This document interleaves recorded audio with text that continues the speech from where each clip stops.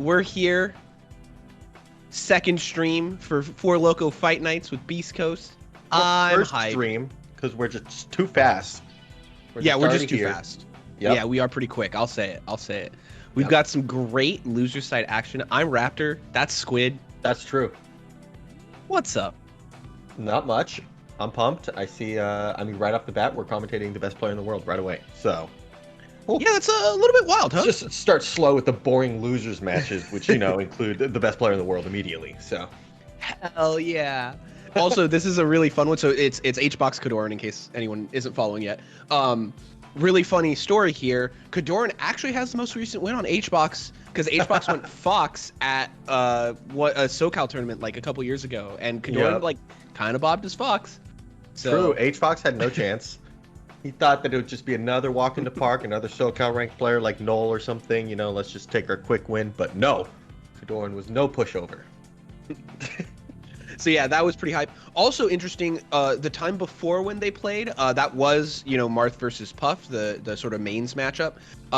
KoDoRiN did lose that set, but he actually took a game, and after the set, Zane tweeted, like, ooh, that guy is good, I'm gonna steal some stuff from him.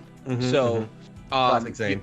Yeah, when when Zane is commenting on how sick your play is against HBox, like, I mean something, Yeah,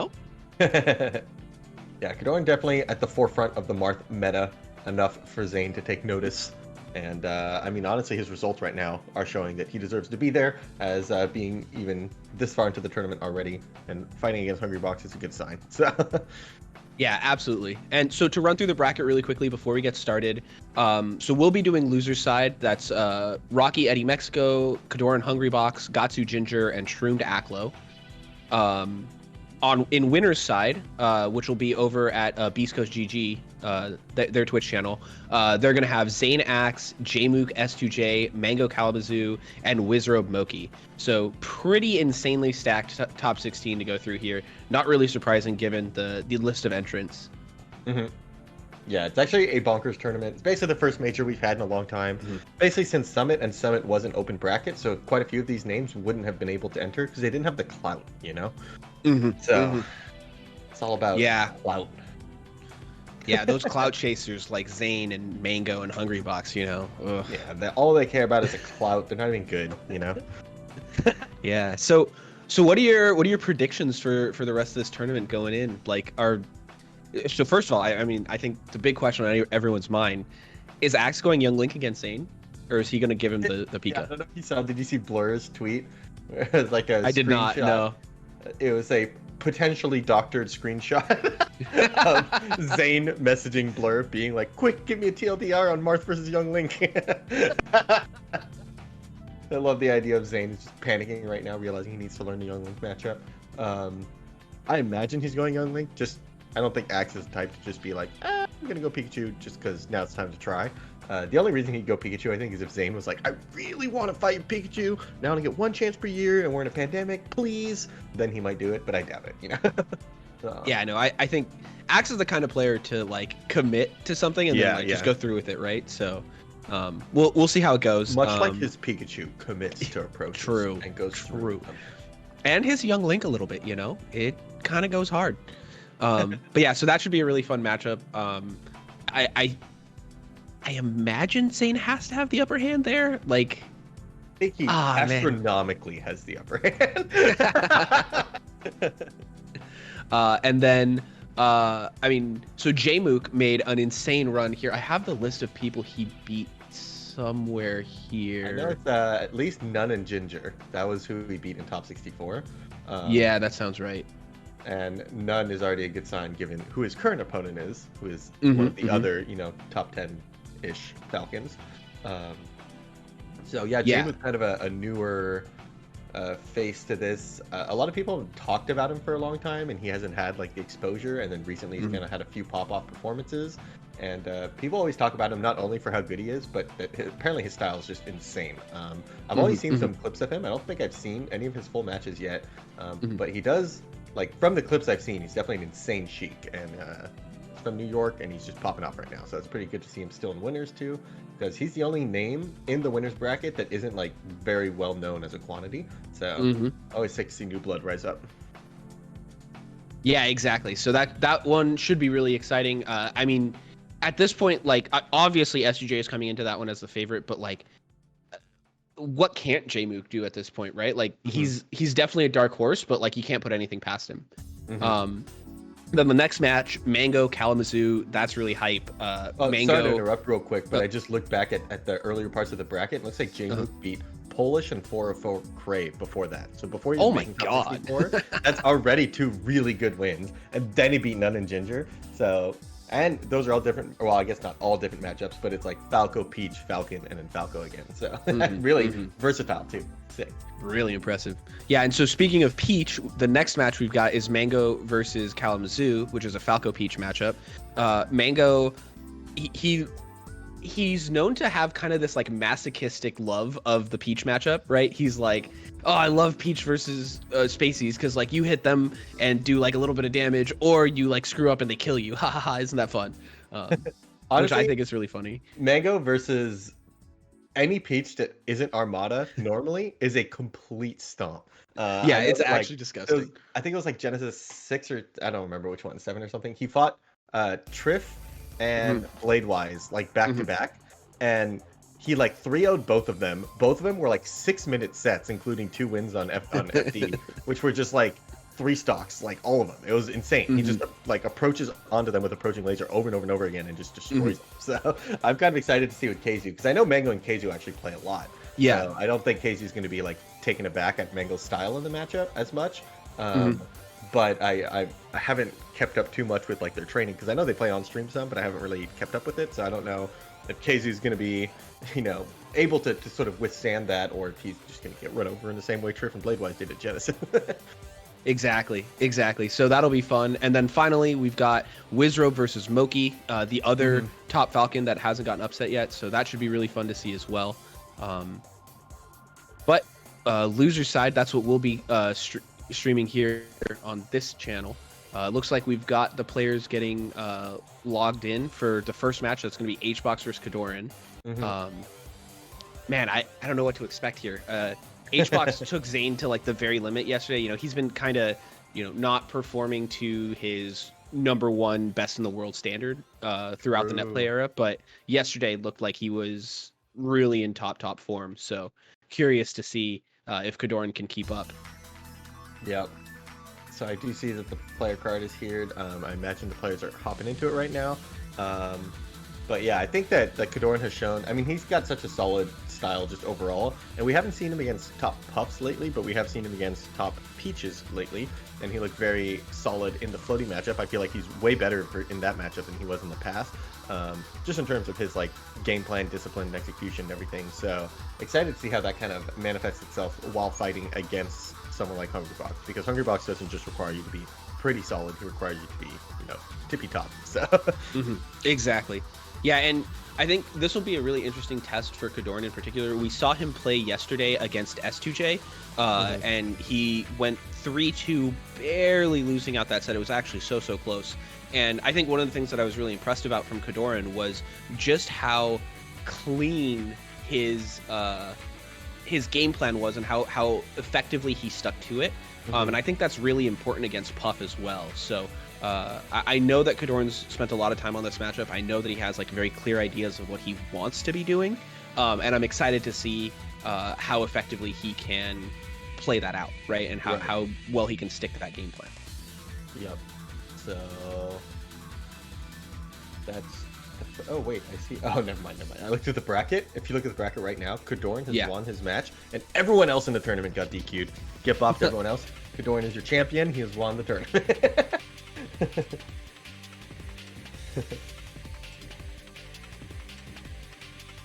Oh no.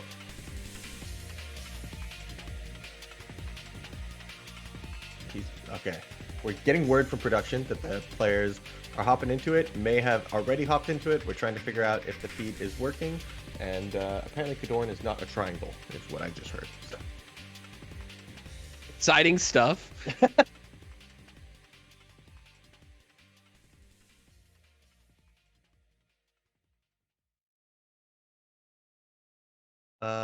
Okay. So what's happening is that Hungrybox on his stream is fighting a green Marth, and we're not sure if it's KoDoRiN. I don't. It's probably KoDoRiN. So maybe we just pull the feed from Hungrybox's stream if the observer client isn't finding their match. But Exciting stuff. oh wait, this might just be his practice partner though. It might just be he's warming up. Yeah, why would it be equilateral? Is that a KoDoRiN type tag? Does he schmoove like KoDoRiN, you know? Does he schmoove like KoDoRiN? Squid asking the real questions. I don't think he's schmooving like KoDoRiN. I think he's schmooving like a different green Marth. Do you think Hungrybox, like he finds like a practice partner, he's like, all right, you have to be green Marth. Like you can't Really? oh sorry, you're a blue Marth. Charging... I don't know if you had it open, but Hungrybox is just charging rollout while the Marth is ledge refreshing and he's reading chat. It's an important warm-up that you gotta do.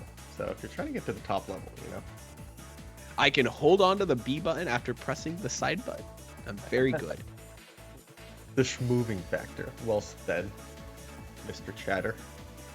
Or Mrs. Oh, I saw a question in chat. Someone was calling for Eddie Mexico.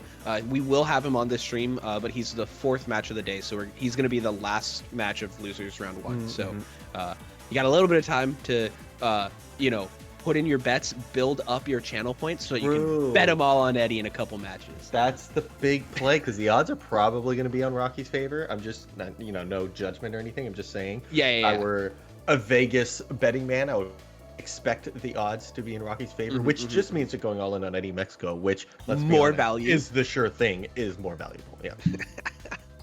Hell yeah. I forgot that we have this degenerate gambling addiction going on this channel that we couldn't really participate in the other one. They had passive points turned off, so you didn't gain any while watching, and then I think you could gamble, but I always forgot, so I didn't gamble a single time yesterday. Yeah, I had the 300 points from following, and that's all I had, and I was too scared to all in. I was such a baby.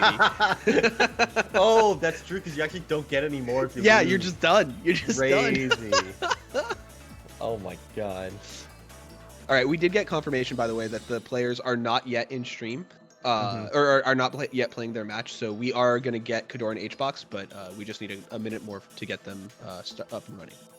Sounds good. And by the way, KoDoRiN's comment in the Discord when asked if they were already playing and weren't streaming was, "I would never." I would never. Classic Love KoDoRiN. it. He definitely would never. All right, both players are in communications and aware of the match happening, so it's definitely happening. There's not going to be a DQ happening or anything. I do see. Did you? Okay, so one of my favorite Twitter accounts is DarkGenX. DarkGenX's Twitter account is insane, dude. And so some of the most high effort memes I've ever seen. I love it. I love high effort memes in general, but like his are so good. So he had one yesterday where so unfortunately Magi was having some internet issues and she had to drop out of the tournament, which gave Hungrybox a free win, a free move into the next bracket. And so DarkGenX clipped the visual of Magi DQing and HBox moving forward on the Smash GG bracket with HBox, like one of HBox's patented like insane pop-offs. It was so funny. I was dying. Oh my god. Dude, DarkGenX, some of his highlights have been some of the like the deep fake video stuff that he did with like Mewtwo King singing the song, and then he had like, oh my god. He had the wobbling sea shanty with like the TikTok meme. Yes, yes, that was so good. He's got some hits, man. When are we gonna get a best of DarkGenX Twitter memes? Right? Yeah, that needs to be. We need like Hugs a YouTube did, like, compilation. A best Smash tweets of all time. He actually just needs the best DarkGenX tweets of all time because it's just. Well, how are those two things different? Did he pick other Smash tweets? Insane. Come on, Hugs. By the way, he had worst Smash tweets of all time, and it was just a Magi Twitter account, so I don't really. What a rose. All right, so by the way, we've got both players in. They are running through a quick hand warmer and have the go ahead to get started whenever they're ready. So as soon as we get confirmation. The loyal fans in the Team Oxy chat giving their beliefs to KoDoRiN here. 32%, pretty good against the literal best player in the world, you know? So. Oh man, this is hard. This is hard. Because like I want to believe in the boy, you know? But like HBox just took Zane to like barely like Zane man. Schmaine, you know what I'm saying? See, but All that's in on the KoDoRiN. thing. Boom! Oh, yeah, you're right. You're right. As you You're can see, absolutely absolutely no change into percentages when Squid goes all in on his bet. Because he does not have enough channel points for it to matter. Times are tough. We're down bad. We're down bad. I went all in and we got 1%, baby. Oh yeah. You and I combined are 1%. What are you at? I think I was at 800, so. I was at 860. Oh, huge. So if we win, I'm still gonna be ahead. Huge. So I see both players are standing on FD, probably finishing their striking right now, so we are about to get into it.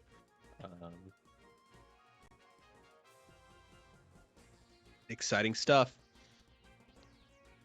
So yeah, by the way, in case anyone's wondering, the stream lineup here today, we are going to start with this match, KoDoRiN Hungrybox. Then we're going to jump over to Gahtzu Ginger, which I'm super excited for. That should be a really fun one.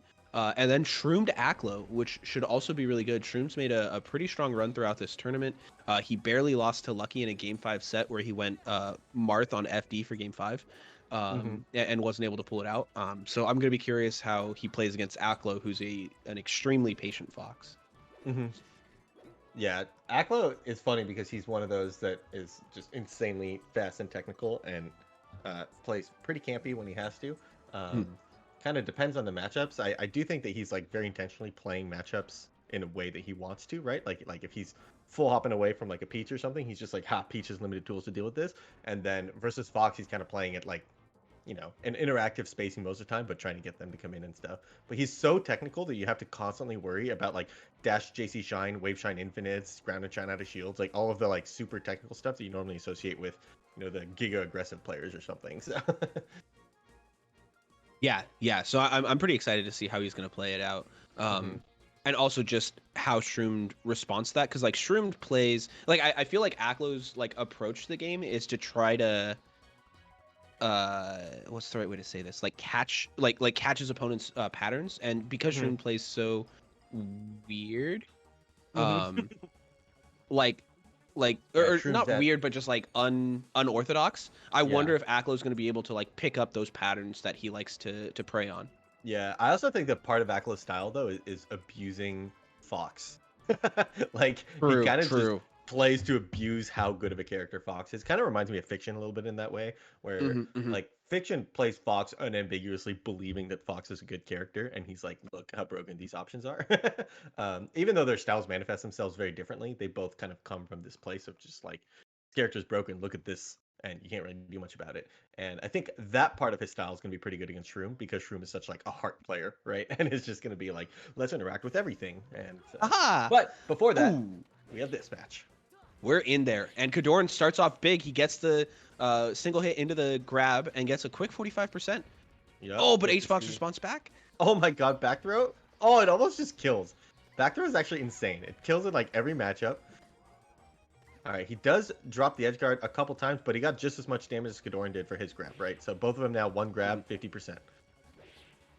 Oh, but KoDoRiN catches him coming down to the side platform. Oh man. Ooh, these forward airs got to be really careful about trying to grab out of shield against Puff. I feel like the Puff's kind of tricky. Oh, he misses the pivot. Oh, that was so close. That could have been a kill. Yeah, and I think one thing to watch out for in this matchup, right, is one of the big interactions is going to be HBox trying to duck or crouch under KoDoRiN's grabs. We saw that happen one time there, and that's going to just continue to be like a really tricky part of the matchup for KoDoRiN. It also means like Marth usually really loves to get hit on shield. Great coverage there by KoDoRiN with the F smash. Marth usually likes to get hit in his shield, and like he can go for the grab right after. But if he's not careful, the shield grab will get crouched and punished. So that like makes things tricky for Marth players in particular. Yep, and I think grab is really good in this matchup for Marth. So you can be tempted to like kind of go for it. I think that An easy rule I kind of heard it described was that you don't really want to shield grab Puff. You tend to want to like dash grab or something, or like forward air grab or something. Like, oh, but Hungrybox with the edge cancel. Oh, it's just barely missing the conversion. Drill, edge cancel, up air. Oh my god, KoDoRiN was slow, but Hungrybox, I don't know what he was doing. He jumped instead of like buffering a roll or something. I guess he was just DIing and expected to get hit, but dang. Gets a freebie there. So yeah, KoDoRiN, he does only get to tack on damage. I was wondering if maybe the fully charged shield breaker might kill, even though Puff was at solo %, but it not quite. And oh, Hungrybox gets back. Wall of Pain here. Ends it with the fair. That was an interesting choice by HBox. Yep. Doesn't end up getting the kill, and KoDoRiN makes the most of his extra chance back. Yep, now Hungrybox has to take his time to get back. Air dodges to the top platform. Does make it back down to center stage. That's a big win. That's kind of like what you're playing for in that position. You're just, oh my god, he gets him under the stage, and I don't think Marth can survive that. Even if you do get the ledge tech, there's no way to drift right and then up B, so it's just doomed. But keeps it even with the side B up tilt to close out the next stock immediately.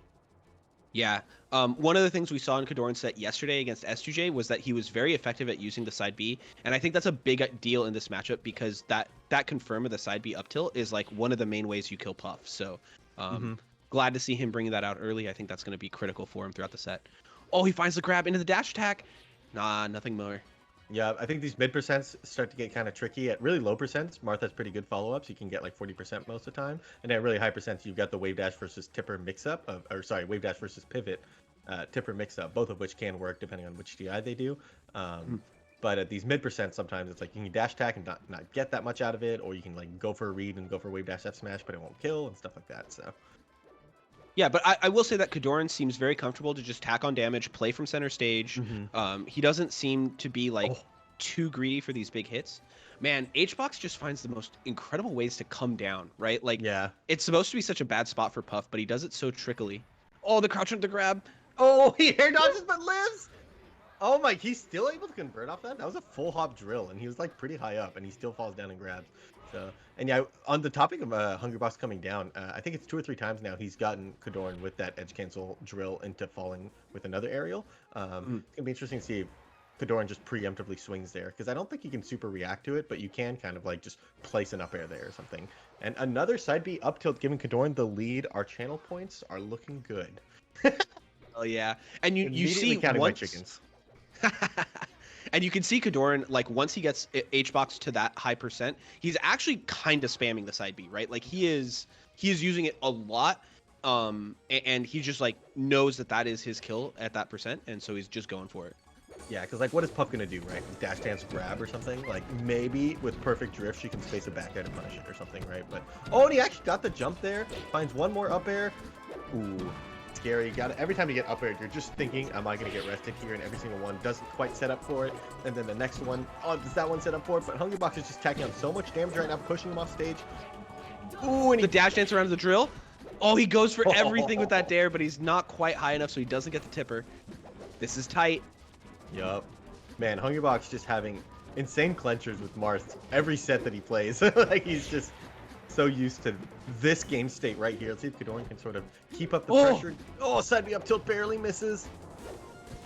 I think HBox had to be like DIing up to get out of the conversion there. Oh, he tips him away. It's possible that because Hungrybox jumps with up on the control stick, that he avoided that just passively trying to kind of double jump. Insane. Oh my god, the spacing. This is not a free edge guard, but Hungrybox is able to close it out. I think KoDoRiN had a slight mix-up there. Am I going to drift back or not? Hungrybox has really good edge guarding in this matchup, though. Grabs the edge at the perfect time to sort of make it as unambiguous as possible, and finds a rest to close out game 1. Whew, that's a tight match, though. Hungrybox got to be a little scared. Yeah, and one thing I just wanted to note there, like, that didn't feel like a slow match, but if you looked up at the game timer as we ended, that we were down to like 3 minutes. So while these players aren't like camping or anything, like, it is very interactive, but it is a bit slower, which you kind of expect from this matchup. Yeah. It just takes a while to kill. Like, at Mars Punish game just takes a long time because he hits Puff up, and then it literally takes her like 5-10 seconds to come down. That's just like how long it takes for Puff to fall. It's not even like a decision to be made there. So yeah, matches tend to be kind of 4 to 5 minutes minimum. Ooh, finds a forward smash here. Good spacing on that fair to avoid the pound and get the second fair out. Mars Nair, still longer range than anything Puff has. Oh my god, what an insane choice right there. Yeah, almost worked out. Yeah. Also, One of the almost got him rested, so. True. Yeah, one of the things that I find really interesting in this matchup so far. Oh, he goes for the raw up tilt this time, even though side B doesn't connect. Almost kills, gets the down tilt, but HBox just hasn't had to expend too much. The grab gives him all his jumps back. Look at the side Bs. Oh, he goes for the 3 hits and it hits. Looking like Roy. Hell yeah. Yeah, like you said, what can Puff do to get past that? Yeah. So yeah, one of the things that I find really interesting in this matchup right now is the Nair by KoDoRiN, right? Because when it hits, it looks so smart, but also if you watch HBox's openings, like so many of them are off misspace Nairs. So like I'm not sure, like I'm having a hard time telling whether or not it's net positive for KoDoRiN to be going for these. Yeah, I guess he also has think to. though. Yeah, I think that he doesn't really have an alternative there because he can forward air and then get whip punish for his forward air instead, which was not out for as long, right? So there it's like spacing. Oh my god, find the forward smash that kills pretty early there. But I was gonna say it's like you're gonna have to do a move at some point to keep Puff out, and spacing tends to be more important than move choice almost, and Nair just kind of lasts a little bit longer than forward air, so it kind of gives you a couple chances to hit him. The DI mix up, it doesn't actually kill, but that was the best chance that he had there for kind of closing out the stock early. Jeez. Yeah, and I just like that he's putting that thought in HBox's head. He catches the F smash. It's not a tipper, so HBox gets to live a little longer here. But KoDoRiN with a pretty significant lead. Oh my god, gets a quick 57% for 1 pound. Zane has often talked about it, low percents. That's kind of the main thing that he's worried about because everything else is not that impactful in terms of how much damage he can get. But the pound gets you a quick 50. So Hungrybox fishing for the right move at that percent and getting paid off for it. But KoDoRiN is still the first one to take the stock, maintaining his lead. Ooh, the double forward air seems to close the gap. Good roll time. Yeah, and I do want to note on that kill by KoDoRiN, he went for side B into up air instead of up tilt. So we're seeing that adaptation. We saw him miss the up tilt a couple times because HBox DI's up. So I like that adaptation from KoDoRiN.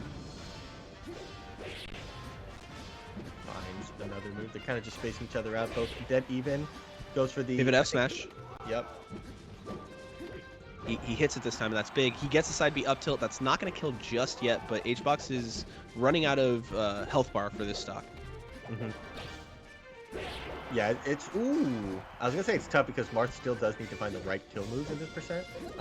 He has been very. Oh my god. Okay. Why? Okay, Clever way actually, to close it out by KoDoRiN. Yeah, honestly, good realization to just be like, all right, you're trolling and you can kill you immediately for it, but still, he's trolling. Oh, Goes clever back play throw. by HBox. Oh! Hungrybox doesn't throw out the back air on the way down, but he does catch him with the forward air on the way up. And KoDoRiN wasn't ready to ledge tech that. That was such an awkward edge guard. You're like not ready to be hit back on the stage there. So Hungrybox keeping it dead even with a weird interaction the last couple. Yeah. So we're at last stock here. KoDoRiN really needs to close this out to have a good shot in the set. Oh, he burned the double jump. That's so scary. And yeah, he just crouches under the grab.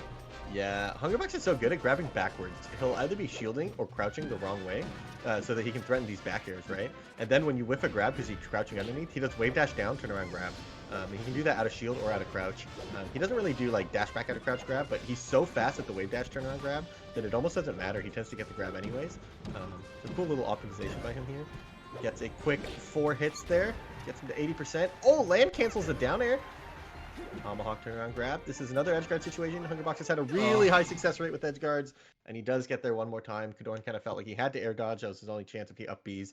Basically guaranteed rest there, so good stuff to Hungrybox to close it out. He seems to find, he's just like waiting for his moment, pounces with the perfect move, and every opening's been impactful. It's either pounded 0 or that backer up air, right? Like he's getting a lot of damage in a matchup that tends to be just nickel and diming moves. So he's just like really waiting for the one that's really going to matter. Yeah, and the other thing is he's getting hard reads that are really impactful, right? Like in that last stock, you saw KoDoRiN go for the down throw into the dash attack, which he's been going for repeatedly and getting damage out of. And this time, HBox goes for the DI in, gets popped up over the dash attack, and gets to get a true punish. So, pretty clean. That forward air almost devastating. Oh my god. Yeah, I also like the mix-up that Hungrybox is doing on his landing. He's either doing like back air crouch, and then if you try to grab him, he gets you. We've seen back air turnaround grab, or just tomahawk turnaround grab. Oh my god, the raw tipper kills at 60. That was after I think it was like 50 before the hit. Insane. Yeah, really nice by KoDoRiN to find that, to give himself a little lead here. He has had a lead in every game, but HBox just finds a way to close it out.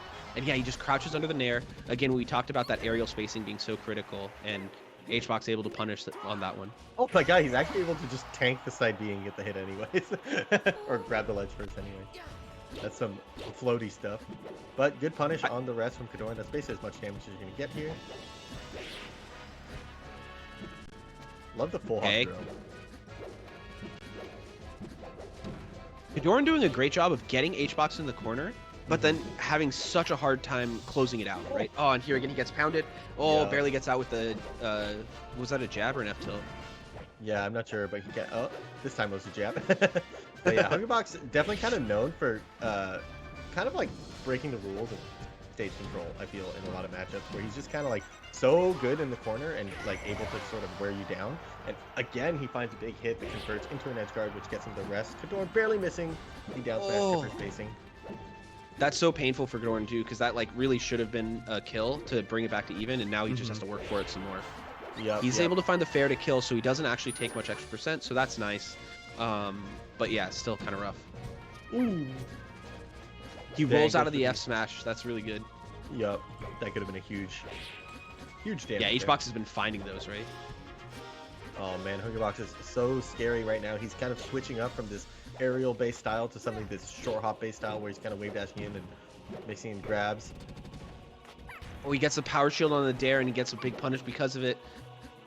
KoDoRiN's already down almost 50% here in the second to last stock. Yeah, you can tell Hungrybox is starting to find, oh my god, again, the turnaround grab out of a spot dodge this time. Oh, so yeah. Clean. Hungrybox, I feel like, is starting to establish his space and abusing the fact that KoDoRiN is a little bit afraid to move forward into these back airs, and Hungrybox is starting to space a little bit close. Oh, you're not going to swing here? Well, I'll just stand here then. What are you going to do? Yeah, and again, the edge guarding just ends up being so critical here for HBox. It feels like he has a 100% success rate. Okay, this time KoDoRiN only takes 30, but he ends up getting grabbed again. Now KoDoRiN's in the corner. This is scary.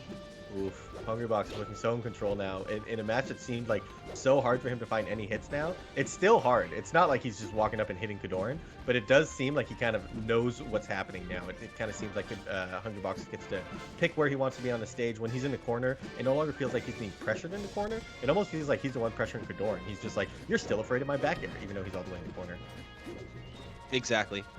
Yeah, and it just, if the level of control right now just feels really, really rough for KoDoRiN. Ooh, that was a big haymaker from KoDoRiN. He kind of just ran all the way into the corner and threw out a grab. Hungrybox was in the air and able to find a hit. And now Hungrybox is kind of looking just for more nickel and diming. He has been finding just bigger and bigger hits, so wouldn't be surprised if we do find a big combo. But once he has him at 100% now. A grab. Ooh, a grab will set up for another edge guard. Okay, I was going to say a grab, a straight aerial, you know, drill into grab. He has a lot of ways now to sort of convert it. Back air sends him back. Grabs the ledge, rolls on. Ooh, tipper doesn't hit. Okay, KoDoRiN with a great timing on that up B to barely make it back on stage. HBox thought the set was over, but man, does this look hard for KoDoRiN to come back from. Yep. Eats another back air. He finds the nair, still not going to kill, even at 140%. That's rough. He does find the side B up tilt, so finally we're going to go to last stock, but I mean, 124%. Yeah. This is one of those matchups where this is a hard comeback to make. There's no X factor, it feels like. KoDoRiN's going to have to find a grab, 40%, and then find 3 more aerials, and then find 3 more aerials, and then find the kill. But instead, Hungrybox is going to be able to close it out and find the edge guard there. Really clean game from Hungrybox. I feel like you could see how strong KoDoRiN was as a player, just going right into it, and he's like, oh, this is going to be really hard for Hungrybox. And then you could see how strong Hungrybox is as a player to kind of like find the chinks in the armor that KoDoRiN was sort of bringing to the table there, and sort of dismantled him at the very end, even though it was still a one stock. It was so close. But it wasn't like Hungrybox was in control, right? Like he just seemed like he had it there. So clean. Yeah, Hungrybox looking really strong right there. You know, I think a little bit the expected result, especially after seeing how he played against Zane yesterday. But I felt like KoDoRiN really held his own and looked really strong. Hungrybox kind of had to steal the first few games away from KoDoRiN, right? KoDoRiN was in a lead in both of those games. And then game 3, Hungrybox really like took control and showed that he sort of had KoDoRiN's number there. So Yeah. really impressive closeout there. Hungrybox will move on in the bracket and continue his losers run throughout the rest of the day. Mm-hmm. But next, I'm really excited for this one. Ginger versus Gahtzu. These two have So- had quite a few sets recently, and I've played some of the TMPs on this very channel. Mm-hmm. Yeah, and so Ginger has been, kind of popping off recently. Gahtzu has looked also very strong. So both of these players like really thriving in the net play era, which is exciting to see. Ginger a little bit more like out with his play and practice and grind. Gahtzu sort of disappears for a little while, shows up at a tournament, gets like first place, and you're like, oh right, he's so really good. Jeez. So excited to see how this one's gonna go. Always a fun matchup, Falcon versus Falco. Yep. This is another one that I know Hungrybox, or not Hungrybox, Ginger has been grinding. You guys, shout outs to Sammy's Patreon. For like, I think it's $1 or $5 tier, lets you get access to all the past VODs, which include something like 30-40 Ginger lessons with Sammy, of which like 20 of them are versus Captain Falcon. Not quite 20, but quite a lot of them. He's had a lot of sets with SJ, Gahtzu, and None, all of whom have beaten him in the past. And it's definitely a matchup that Ginger has put a ton of work into, and it has manifested itself in his play. He's had a couple recent wins over S2J. He's got some wins over Gahtzu recently and stuff. So I think that Ginger's been looking really strong in this matchup, kind of developing a game plan that he's really happy with. So yeah, I'm pretty happy to see that this matchup is happening right now. Ooh, but right off the bat, Gahtzu's the first one with the big opening. Yeah, wow. He goes for a full hop dare just right to center stage, and he gets the full conversion into the knee read after a clean tech chase, and all of a sudden he's up a stop. It's funny because Gahtzu did tech chase, and then he went for the chain grab, because down throw can chain grab it on DI in, and he actually missed the chain grab, and then he just needed the spot dodge. Okay. Ginger trying to answer back here pretty quickly. He finds the back air into the shine. Nice. Wow, just like that, these two players have basically killed each other right off the bat in one opening. And for the pacing change in terms of how the punish game looks in these two matchups, Yeah. Mark versus Puff, where it's like he hits her up, he kind of waits, he hits her up, he kind of waits, and now both of them have taken a stock 30 seconds in. Oh, Gahtzu finds another grab, and he gets the knee off that like read of Ginger's defensive option and just kills him. So Ginger's gonna have to find an answer to how to play defense out of these tech chases, because Gahtzu seems to understand when he's gonna go for something defensive that's punishable.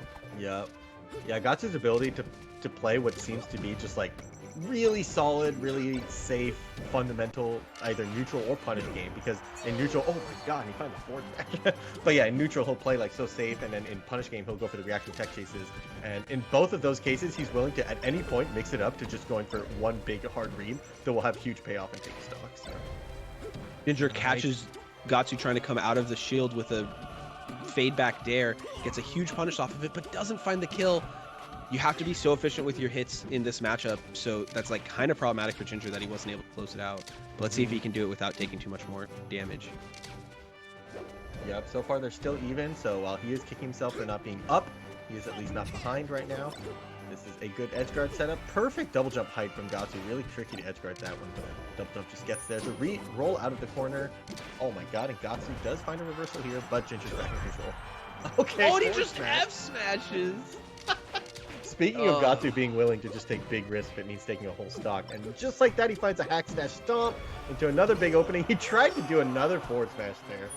Very cheeky, but Ginger reverses him out of it and gets the kill, bringing it to a last game. All right, so we're basically even here. Either player could kill off one hit. Oh, Gahtzu finds the nair, but he's actually at 2 high % knockdown, and Gahtzu, I think, was looking for the regrab immediately. Oh my god, the crouch shine! Are you kidding me? Falco's broken. Okay.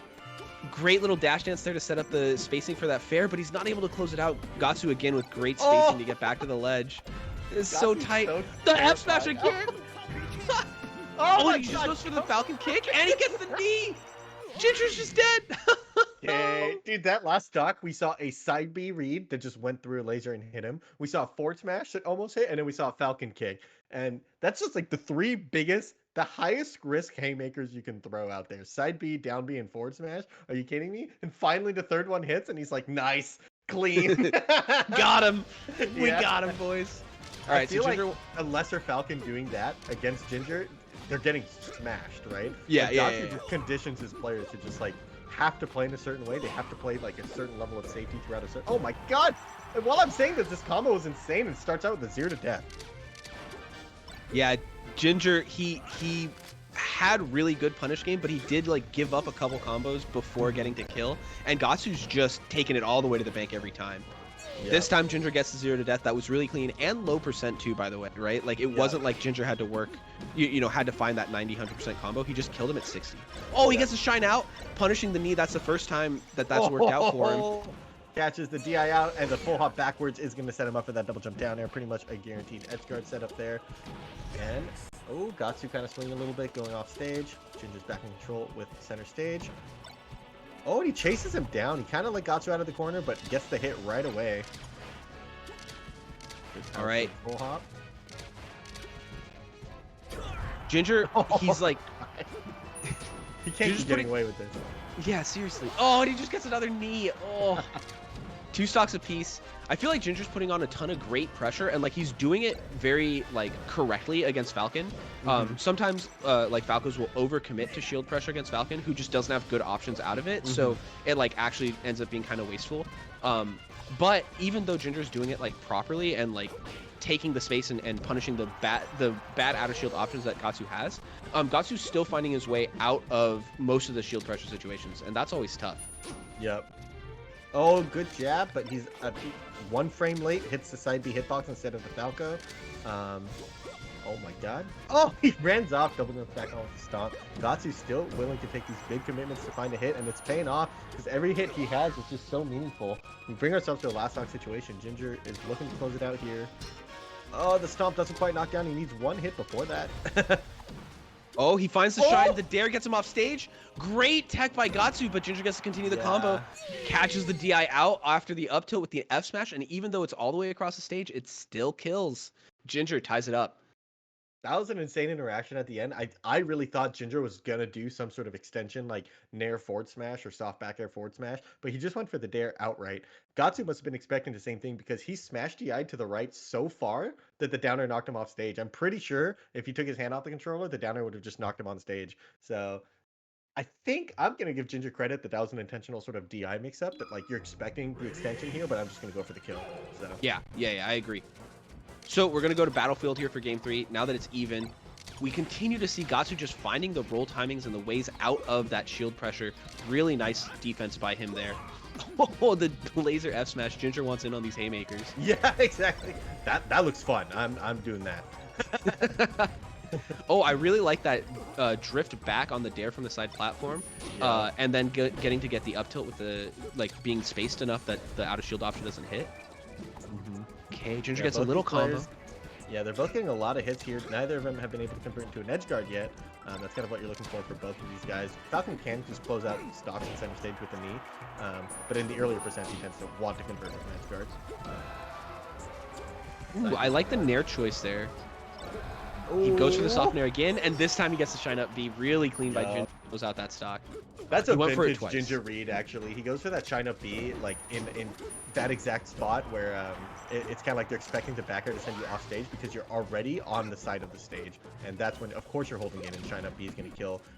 I feel like the classic shine up B is done at the top of the stage and center stage, but the Ginger shine up B is done on the side of the stage more as a DI mix-up. Okay, Ginger holding Gahtzu in the corner really effectively. He gets a big combo for it. I thought that was really clean play there. Oh, but Gahtzu just gets him off stage, and again, so efficient. 46%. That was some movement too. He kind of softens him, double jumps back on, wave lands back off, and it's just really clean to find the kill there. Oh, and Ginger goes for everything with that F smash after the dare, but Gahtzu DIs the other way and ends up on the side platform, gets out, and a combo. Yep, only gets 1 tech chase iteration. Gets a second one here, and he just finds the knee. Are you kidding me? That looked like it was on the time was on reaction. Actually, I don't think maybe he did get there in time. Oh my god! And this time he finds a conversion all the way to the knee. Gahtzu in firm control here. It seems like the changes in pace from the matches that like Gatsu's winning and losing. It's so weird because he finds the big hits. I don't know what to say. Like he just Well, I also think that Ginger is going for haymakers back right now. True. I feel like that's not actually working out very well for Ginger. So I think even though the control might feel bad because like you're not converting as often, Right. I think he just has to stick to that game plan. Right, agreed. Yeah, it's kind of like the haymakers for Falcon are more flash. Oh my god. He's Double just jump, dead again. no fast fall, knee, just finds the hit. That's a Silent Spectre classic. You just use your double jump, fall slowly with them, boom, Oh. dodge a move. But yeah, I feel like the haymakers for Falcon are kind of more flashy. They're more like explicitly haymakers. It's like if I get this falling knee or this side B or this forward smash, it's crazy. But Falcon's highest punish is shine, and there's no way to just be like, I'm throwing out a haymaker, shine, wave that shine, wave that shine. You know, like that's just you're constantly throwing out haymakers technically, right? So it's just like, oh, but Gahtzu able to punish a shine. Just as we're talking about these low commitment haymakers. He gets the shield, the spot dodge on the grab, and a huge combo here to start things off. I like the choice for Yoshi. If he's gonna kill you every time he touches you, might as well go to the stage that makes it as easy as possible to do it back. Right, right. Oh, accidentally lands on platform. I think he was just trying to back air, but he gets a forward smash instead. But the dash attack doesn't quite convert into a platform tech chase. Ginger's still in control. Although control feels so tenuous right now. Ooh, it does. That was really fast to go to the top platform and come back off Yeah. with a dare. I like that option there. It can be really visually jarring to go for that. Oh my god. Gahtzu was so ready for that side B.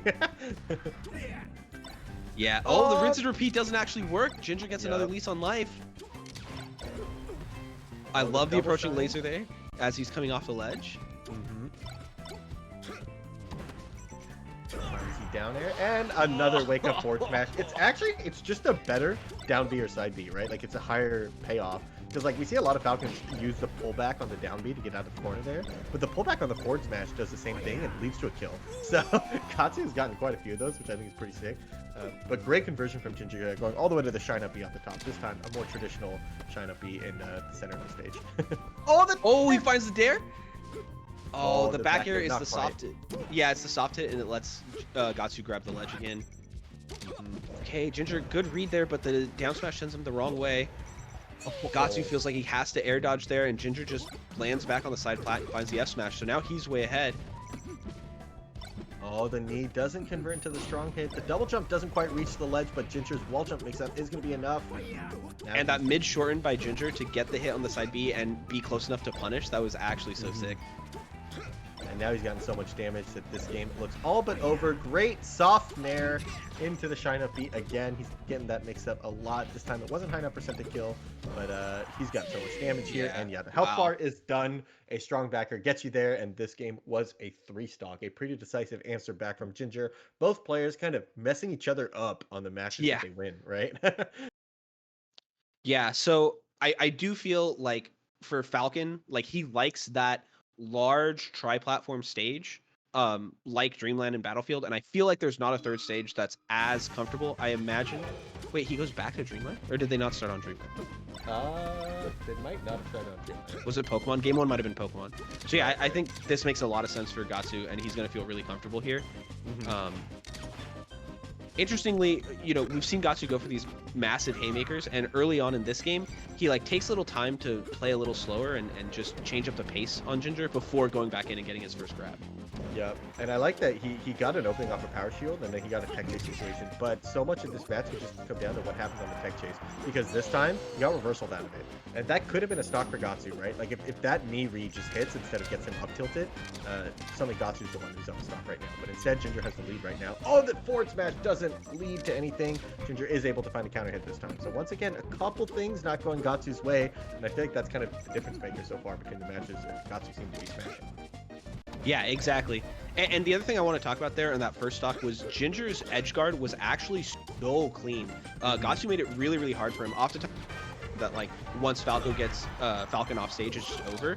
But this time around, I felt like Gahtzu made some really clever choices in his recovery, and for Ginger to close it out was really, really impressive.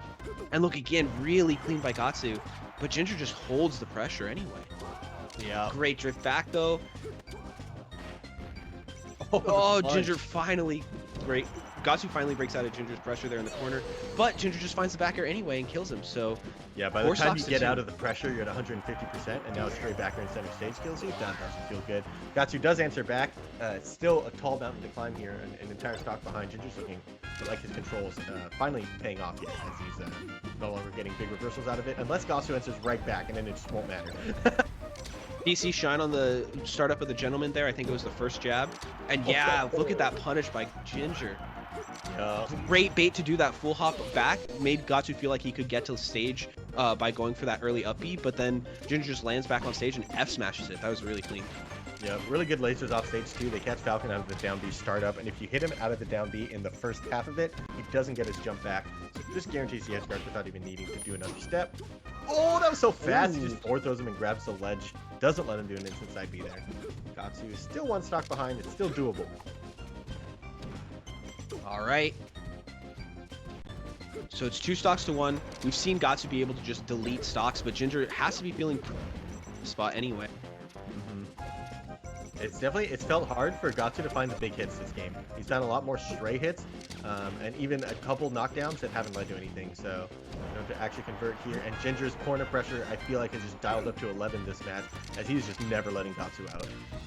Yeah, and I think the other thing is when Gahtzu goes for these reads, it's like not working 100% of the time where it was in those first couple games. So that's a really big difference.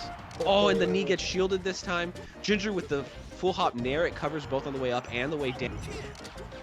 Okay, one more recovery for Gahtzu, but this still looks tough.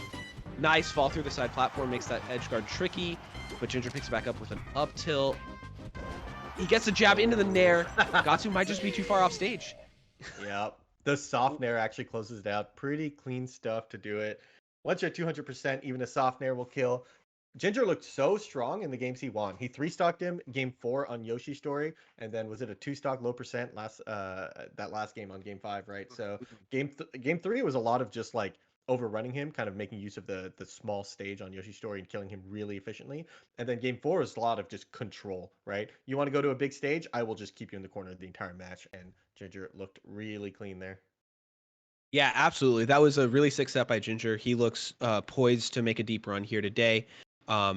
We are going to now move to our next match. It's going to be Shroomed versus Aklo. But before that, we've got a quick ad for you, so we'll do that real quick. We will be... wait, are we coming right back, or are we just... Yeah, I think we're going to come right back.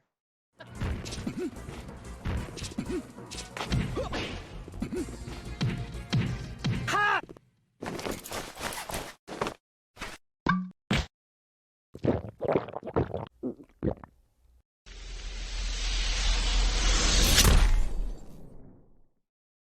Ready?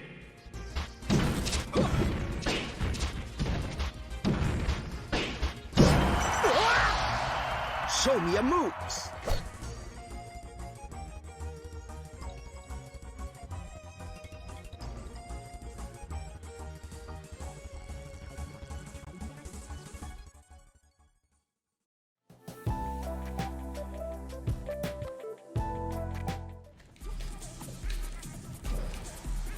Blocked it.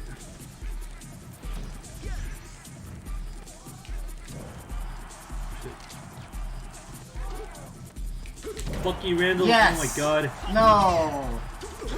Yes. Randall just fucked me.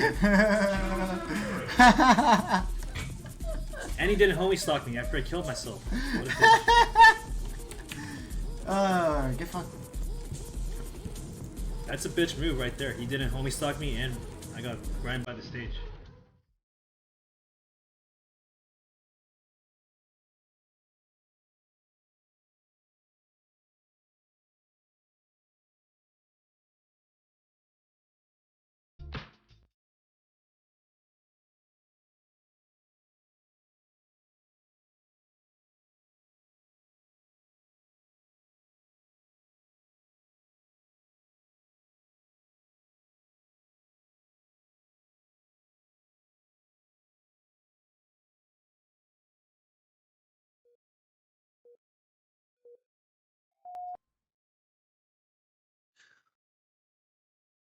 All right, what's up, guys? Welcome back. Shoutouts to Beast Coast and for Loko for putting on this amazing tournament. Really fun to have another major out here. looks like Aklo and Shroomed are just getting set up, tagging in with each other. So we should be able to get into that in just a moment. We did take a moment to talk about this matchup a little earlier at the beginning of the day, but let's jump back into that. So Aklo, you talked about how he is a fox that loves to abuse A fox. fox abuser, if you Yeah, will. yeah. I think that there's certain Fox players that like Fox is just the best toolkit for me to express myself, right? And Aklo's kind of one of those. It's like, no, Fox is the most broken character. Let me show you that. So, Yeah, and on the other hand, you've got Shroomed, who is a relatively unorthodox Sheik. At least that's like the narrative we always talk about. And I think the way that you put it earlier, I really liked where you said he's the kind of player who is like going to want to interact with everything. And especially if you're a Fox trying to only play from advantageous positions, that's something that Aklo might be able to take advantage of.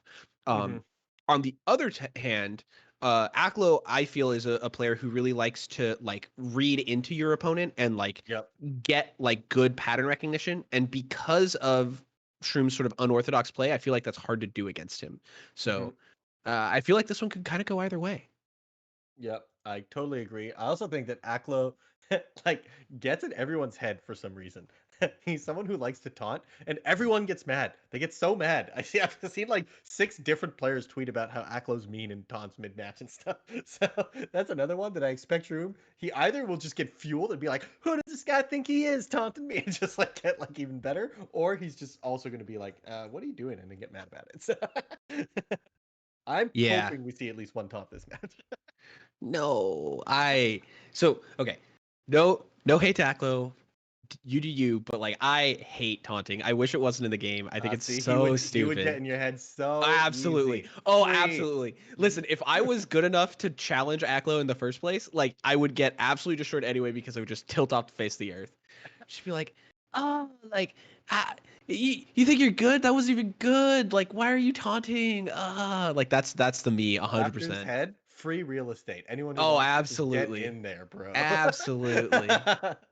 No Uh, question. One more talking point I want to bring up is just to look at winners bracket real quick, because while we do have this match coming up, we have a winners bracket happening at the same time on the other stream, and we have 2 matches concluded already.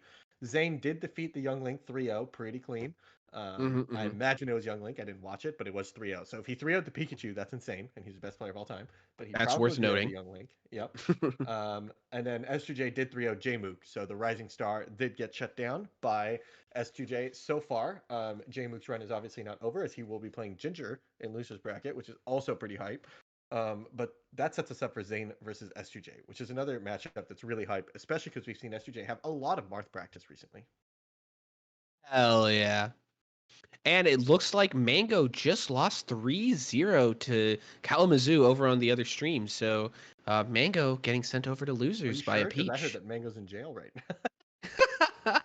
Yeah, no, he went Falcon game 3, and so everyone wanted to Oh, throw him really? away. Oh, jeez. Yeah, yeah. So rip there. Gahtzu. So solid recently, dude. Does that set us up? Oh my god. It's Mango Hungrybox losers round 2. Yeah, Holy moly. that's a classic. Dang, I imagine Mango's going to be going Fox, too, and he hasn't been playing that much Fox. Unless he just goes Falco. That's going to be a fun one to watch for sure. That's one we haven't seen in a while, and Hungrybox has been slumping a little bit. Mango hasn't, but also he hasn't been entering that much recently. So, man, who knows what to expect here. Who knows indeed. That should be a really fun one. Other losers matches that are already set up, we've got Jmook versus Ginger, so we'll get to see that. That should be pretty fun. And the winner of this set we're about to watch, Shroomed versus Aklo, will get to play Axe's Young Link and see if Axe can continue his terror run through the losers bracket. Nice. Yep. Honestly, Axe's terror run, very fun to watch. Absolutely. He is insane on this Young Link. Curious. Yeah, I'm a little bit curious to go back and see how Zane was able to beat it so cleanly. I feel like other players are like similarly fast, and it just like didn't matter at all. So Yeah. I imagine that Zane had like a I really definitely clean don't game think plan. Zane is the type of player who would just like I will overwhelm this Young Link, you know. Zane has just such insane, solid fundamentals and like holding of center stage, walling out, abusing lack of options from your opponent, especially because he's been on that side of the coin, right? Like his Roy has done the exact same thing to people for quite a while now, winning matchups that he has no business winning, like Roy versus Puff, right? Which like the only way he's getting a kill is with a forward air. 310%, right? So the ability to kind of like grind it out, if you will, is done much easier when you're the strong character in that side. So I wouldn't be surprised if you just kind of forward aired him all the way to death every single stock, right? Or if he just has pivot tipper setups on that matchup because he's like, well, yeah, of course, I studied that matchup a year and a half ago. Yeah. Yeah, I had to be ready for, you know, the young Link that might come up in my bracket. Yeah, and I wouldn't be surprised if MDVA just has a good young Link. I know that part of the reason why he beat Ops was that he had quite a bit of Yoshi practice in his region with Peanutphobia, and I don't know if he ever played Whiskers, but that's kind of close by to him as well. So there's just like a lot of players, and maybe he's just like had young Link practice, you know? I don't know where Bambi is, but Bambi's definitely known as the best young Link, and wouldn't be surprised if they played, you know? So Dang. All right, so it looks like we've got the players in for this match. They're doing a quick hand warmer, Shroomed versus Aklo. Aklo standing menacingly on a side platform, while Shroomed goes through like a whole warm-up routine. giving him a preview of what he What a roast. By the way, one of the cool things about this tournament is that they put up a couple bounties. So they had top unsponsored players. That person can claim that $500. Right now, it looks like Kalamazoo is in the lead for that after having beat Mango. So he's going to be the furthest unsponsored player that's in the winner's side. But both of these players, Shroomed and Aklo, are also up for grabs on this one. Finally, top unranked player that could claim the 300. Aklo is one of the players that is up for that, and there's only 3 left. It's him, Jmook, and Eddie Mexico. So Jmook is like one round further. Yeah, one round further, but you know it's really close at this point. Yep. So Jmook technically favored in this because he's one round further. If Aklo wins this, he'll be tied, and they'll both have the same shot. Same with Eddie Mexico if he wins his round. And for the unsponsored player, it looks like there's 6 still remaining. It's Jmook, Kalamazoo, Rocky, Shroomed, Aklo, Eddie Mexico. So the unranked players are all also unsponsored, right? So any of those players could double win it if they go pretty far. Yeah, exactly. So should be pretty fun. Looks like we're about to get into this Shroomed versus Aklo match. I wonder where we're gonna start. Yep, I think that this matchup sometimes starts on Dreamland. Fox doesn't hate the stage as much as like Falco does. I mean, Falco doesn't hate it either. It's just it's not as frustrating to chase her down, basically. Because you're speedy.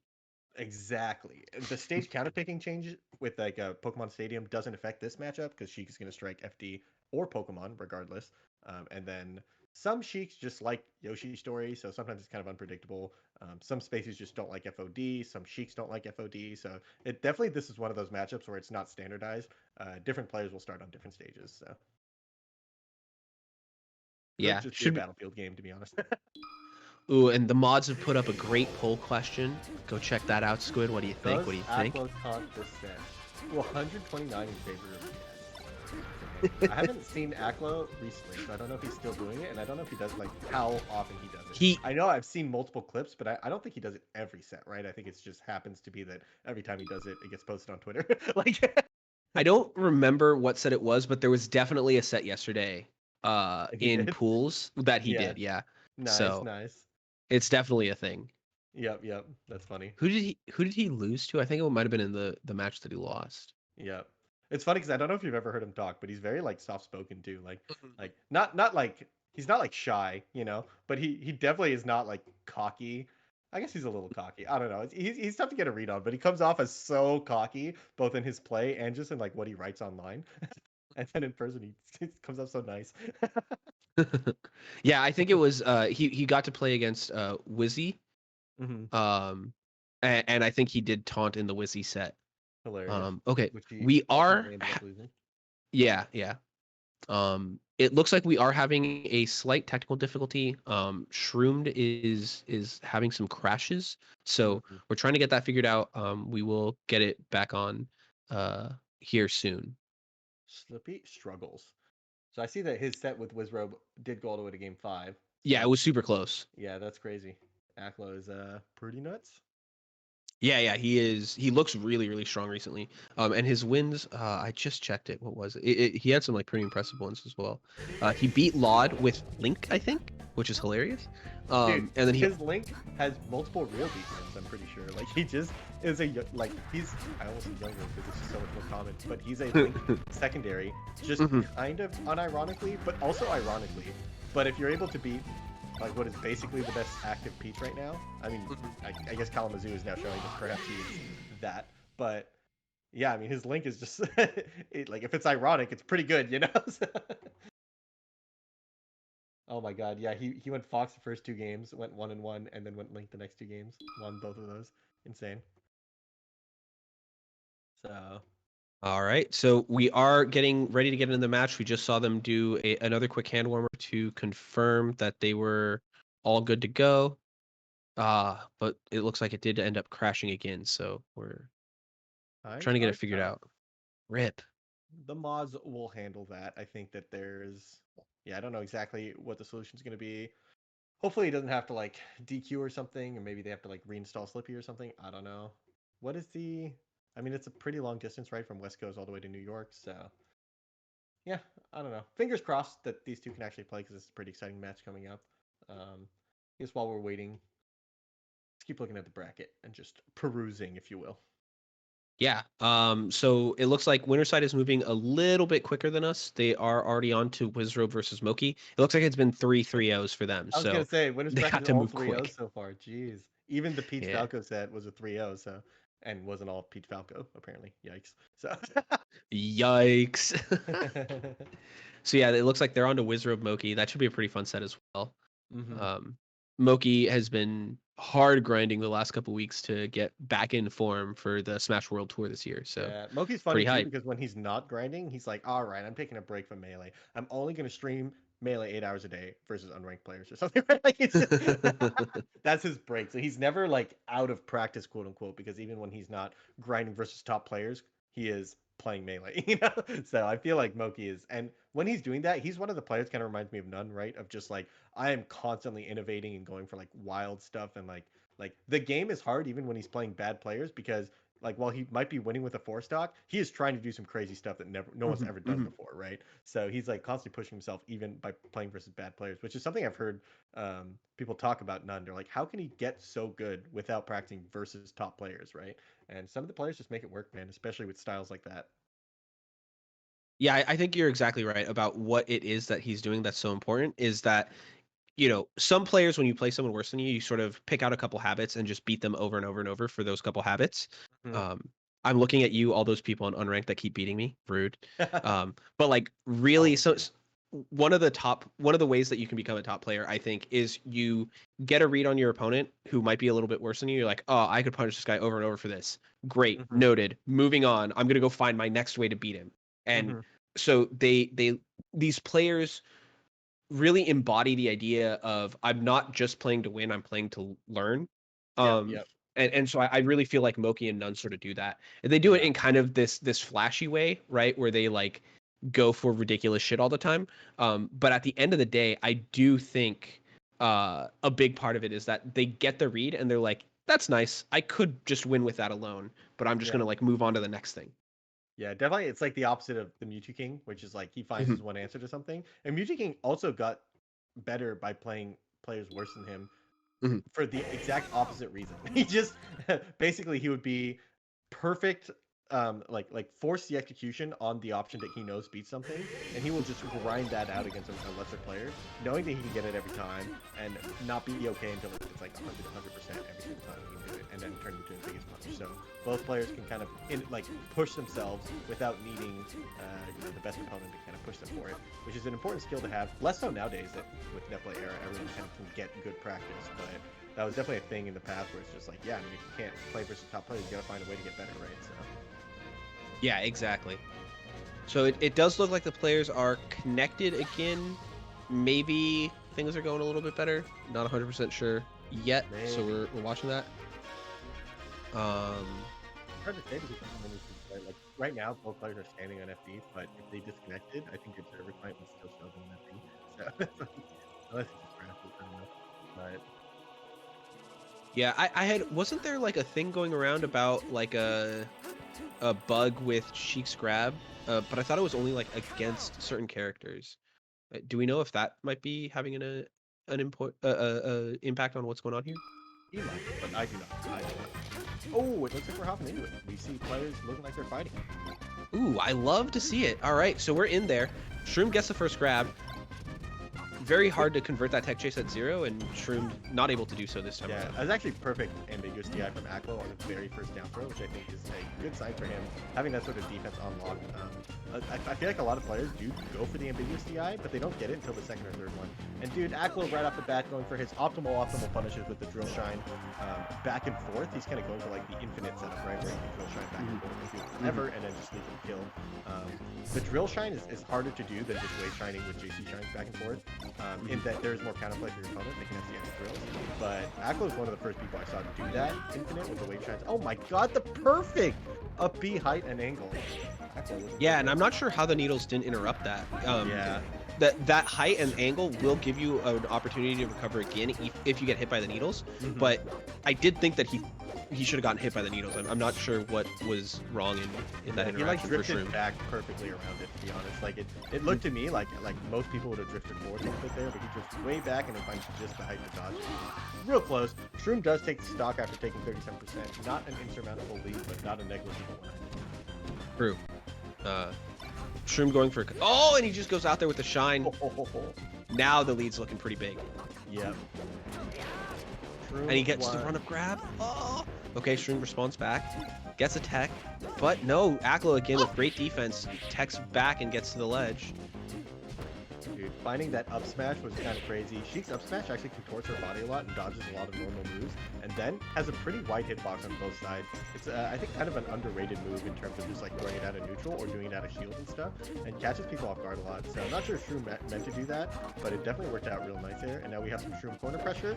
Accidentally messed up his dash stance, but finds the hit and steals the ledge. Easy. Exactly as he planned it. Yeah, exactly. The old I can't find my wallet or whatever. All right, so Shroom brings it back to 2 stocks apiece after looking like he was at a pretty big deficit off of that shine spike. But Aklo tacking on the damage really quickly here. Goes for the shine here. Goes for the shine again. Doesn't get it. Shroom getting another lease on life. Aklo had a couple opportunities to close it out, but just grabs him for trying to wave shine through him. Okay, he goes for the up smash after the double jab. Pretty good. That was a strong tech chase by Shroom. It's not usually what we see him go for, but that was nice. Yep. Then he did then get reversal for 2 tech places in a row. You know. Minor details. Oh, the shine again. Oh, but Aklo gives up the ledge. He actually had it, but really good timing on the up B by Shroom to make it very ambiguous. And yeah, he rounds the down smash. Oh no! He tried to down smash again, but accidentally runs off. I saw Whiskey start to blow at the end. I don't think it affected it. I think Shroom actually just ran too far. But you gotta think. A small part of your brain is like, did Whiskey just? You're thinking about it. My stuff? Shroom is able to recover with a down smash there to take the stock. So we are at even stocks here in the last stock of the first game. Shroom getting the tilt on the drill. Aklo kind of forcing his way in a little bit. Ooh. But the dash back, dash in, dash attack. Shroom's kind of maneuvering his way. Once you get to these close quarters, I feel like Shroom's a terrifying player. He's so good at these micro interactions where he kind of going for reads back and forth. Aklo going for the full hop. Shroom, good platform movement. But both of them are just kind of whipping. It's a tough last stock to close out. Oh, but Aklo just steals the ledge. I felt like Shroom sort of drifted forward and then the last second drifted back to make it as confusing as possible, but Aklo had the understanding of what Shroom was going for and catches the up B straight down to take the first game. Whew, what a nail biter. Yeah, that's crazy. This is kind of feels like Aklo has a little bit more control over neutral, but the Shroomed is so kind of like unpredictable and explosive in some of these scrappy situations. So it's gonna be interesting to see how it kind of keeps going because Shroom can kind of force these scraps over and over again, and he has been doing that, right? And it's not like Aklo's lost in those scraps, and it's not like Shroomed is lost in neutral. So these two match up pretty well with each other, giving us a really close game for game 1. Yeah, pretty disgusting way to start off that set. It was like so close and so scrappy. It really different from like the narrative that I was expecting coming into this, right? Like I expected this to look very much like Aklo playing super in control and Shroom sort of trying to swing through to get to him. And I feel like that's not really what we saw. I felt like Aklo was pushing his advantage pretty aggressively, putting on a lot of pressure, and at times overextending a little bit and getting caught by Shroomed. So definitely pretty different than what I was expecting. A lot more scrapping than I thought we'd see. So interesting. Yep. It sounds like they have to keep reconnecting until they get to the right stage because it's not letting them stage select right now. Or unless they just had to do that for the last game. I might be reading an older message. Regardless, though, looks like they at least figured out how to play one game. Hopefully, yeah. Melee finds a way, man. I love to see it. Oh. Are we back in? Do we have something? No, not yet. Okay, we're waiting. We're waiting. All right, game 2. We're on Battlefield. Here we go. And we jump into Aklo getting a big reversal. 80% quickly. Good noodle, though. Oh, the down tilt. He actually crouches around the fair and then gets that down tilt. Really nice. Good recovery by Shroomed. Yeah, having the awareness to kind of not swing there when you see your opponent setting up a mark killer. And, ooh, jab nair is going to reverse, but it's still going to be a pretty good hit. The shine sends it back off stage. Yep. Good closeout from Aklo. Twice in a row, we've seen Aklo catch Shroomed going above stage and then trying to up B back to ledge. So clearly he's got a good read on that. Shroomed, I want to see him just like go high or something, though that's also kind of a doomed position. So Up smash. Oh, but Aklo gets a lot of damage here, even though he does, I think, accidentally down smashing a reversal for it. I mean, he'll take the 30, you know? He'll take it. all right, back air, very nice. Shroomed does take 36% before taking the stock, so he is down, you know, basically crouch cancel percent, which is a big deal. But man, Aklo, he's been eating pretty significant needles at the beginning of stocks. Gotta watch out for that because it's actually a significant amount of damage. Finds a back throw. Oh, just barely misses the back air. Looks like a mid-short and kind of got him back on stage. And Aklo closed out the stock as early as and he there's can, the basically. taunt. Nice. Everyone was right. Oh, man. All right. Aklo trying to rack up some damage here on this third stock, develop a pretty big lead. He's already pushed Shroomed out of crouch cancel percents. Shroomed, game 1 was finding those like pretty wild down smashes and continues to sort of do the same here. Great arms attack on the fair and the needle, really nice. Waits out that high angle, gets another fair, but it doesn't reverse, so Aklo finds his way out. Really good stuff. Great full hop side B to the top platform there to get out. Aklo having really good defense in these cases. Shroom, really good pressure to just continuously hit him off stage over and over again.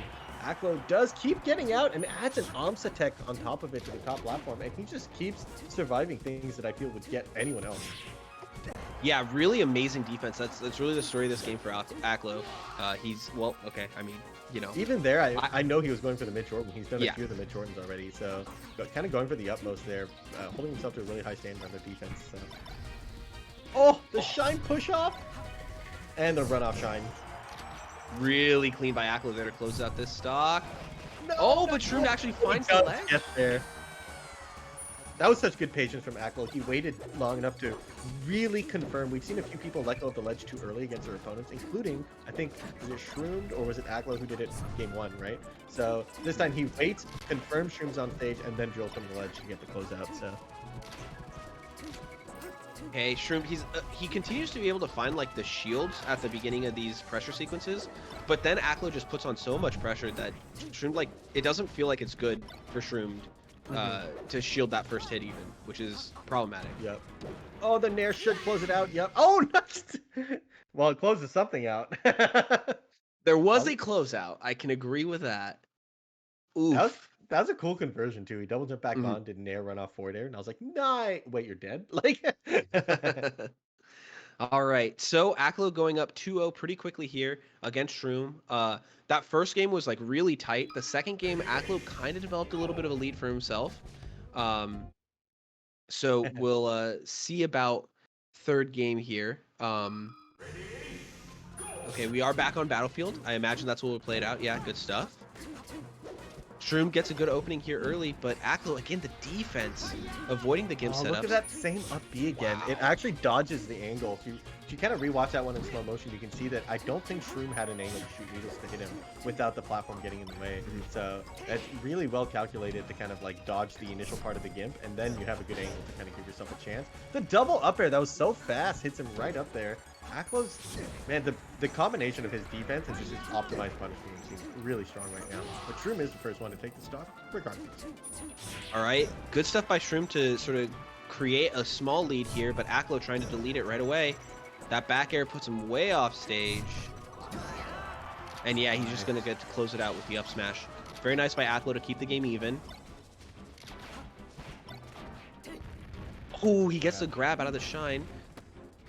Good little tech chase, but only finds 2 reps. Little tech chase, you know, just a small tech chase. Oh, he gets the up air.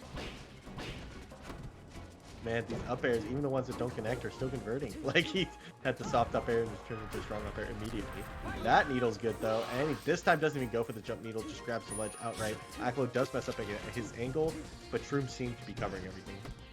Yeah, I think what Aklo was going for was that shallowest upward angle that would have gotten him to ledge, but Shroom was already ready to cover that, so not too costly of a mistake for Aklo. I think it would have died anyway. Yep. Shroomed up 3 stocks to 2, but he just gets shined. Oh, Yeah. Aklo's only found 2 of those, but they were in crucial moments in the set.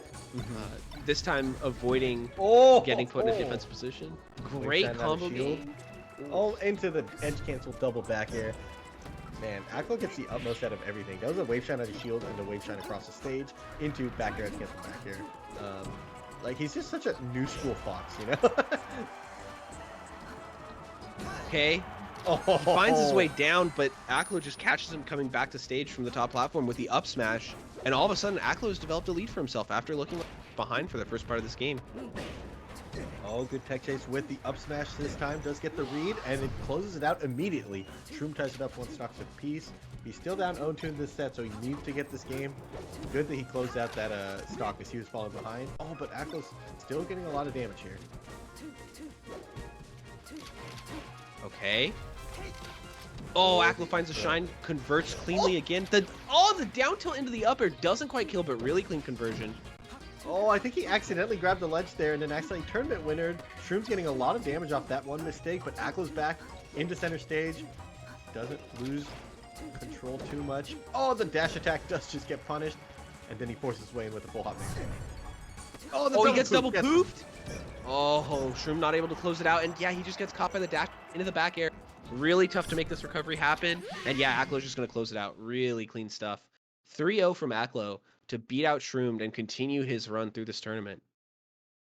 Yeah, Aklo looked so rehearsed. I do think it looked a little bit of like newer school player versus older school player. Shroom definitely was keeping it up in terms of overall skill level, but Aklo had more technology available to him, I feel, right? Like, it just felt like he was playing with more tools in his tool belt and stuff. So great stuff to Shroom for making it this far and kind of putting up that fight. A lot of last talk games and stuff, but Aklo was looking real clean and a good win for him for sure.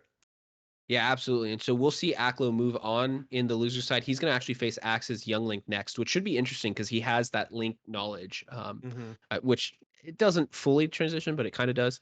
Anyway, that should be really fun to watch. But before we move on to our next match, which is going to be the Rocky Eddie Mexico set, we are going to go to a quick ad break. So we'll be right back.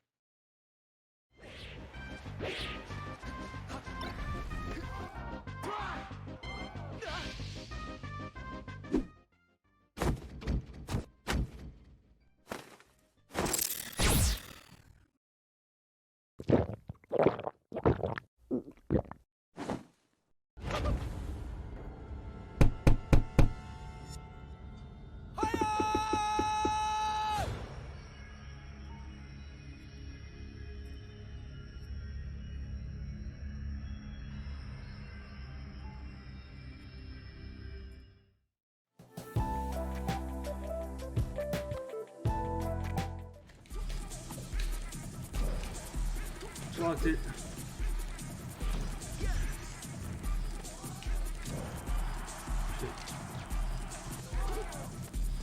fuck you, Randall. Yes. Oh my god. No. Yes. Randall just fucked me. And he didn't homie stalk me after I killed myself. What a bitch. Get fucked. That's a bitch move right there. He didn't homie stalk me and I got grind.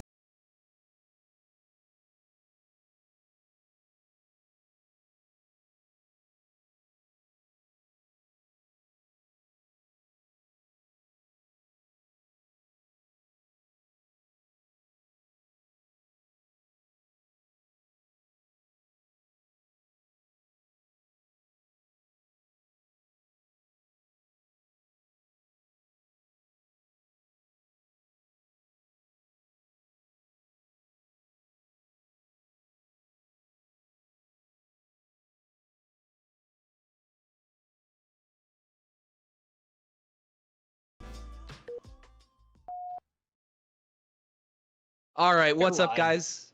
We're back. What are we seeing? We're seeing Rocky Eddie Mexico. That's hype.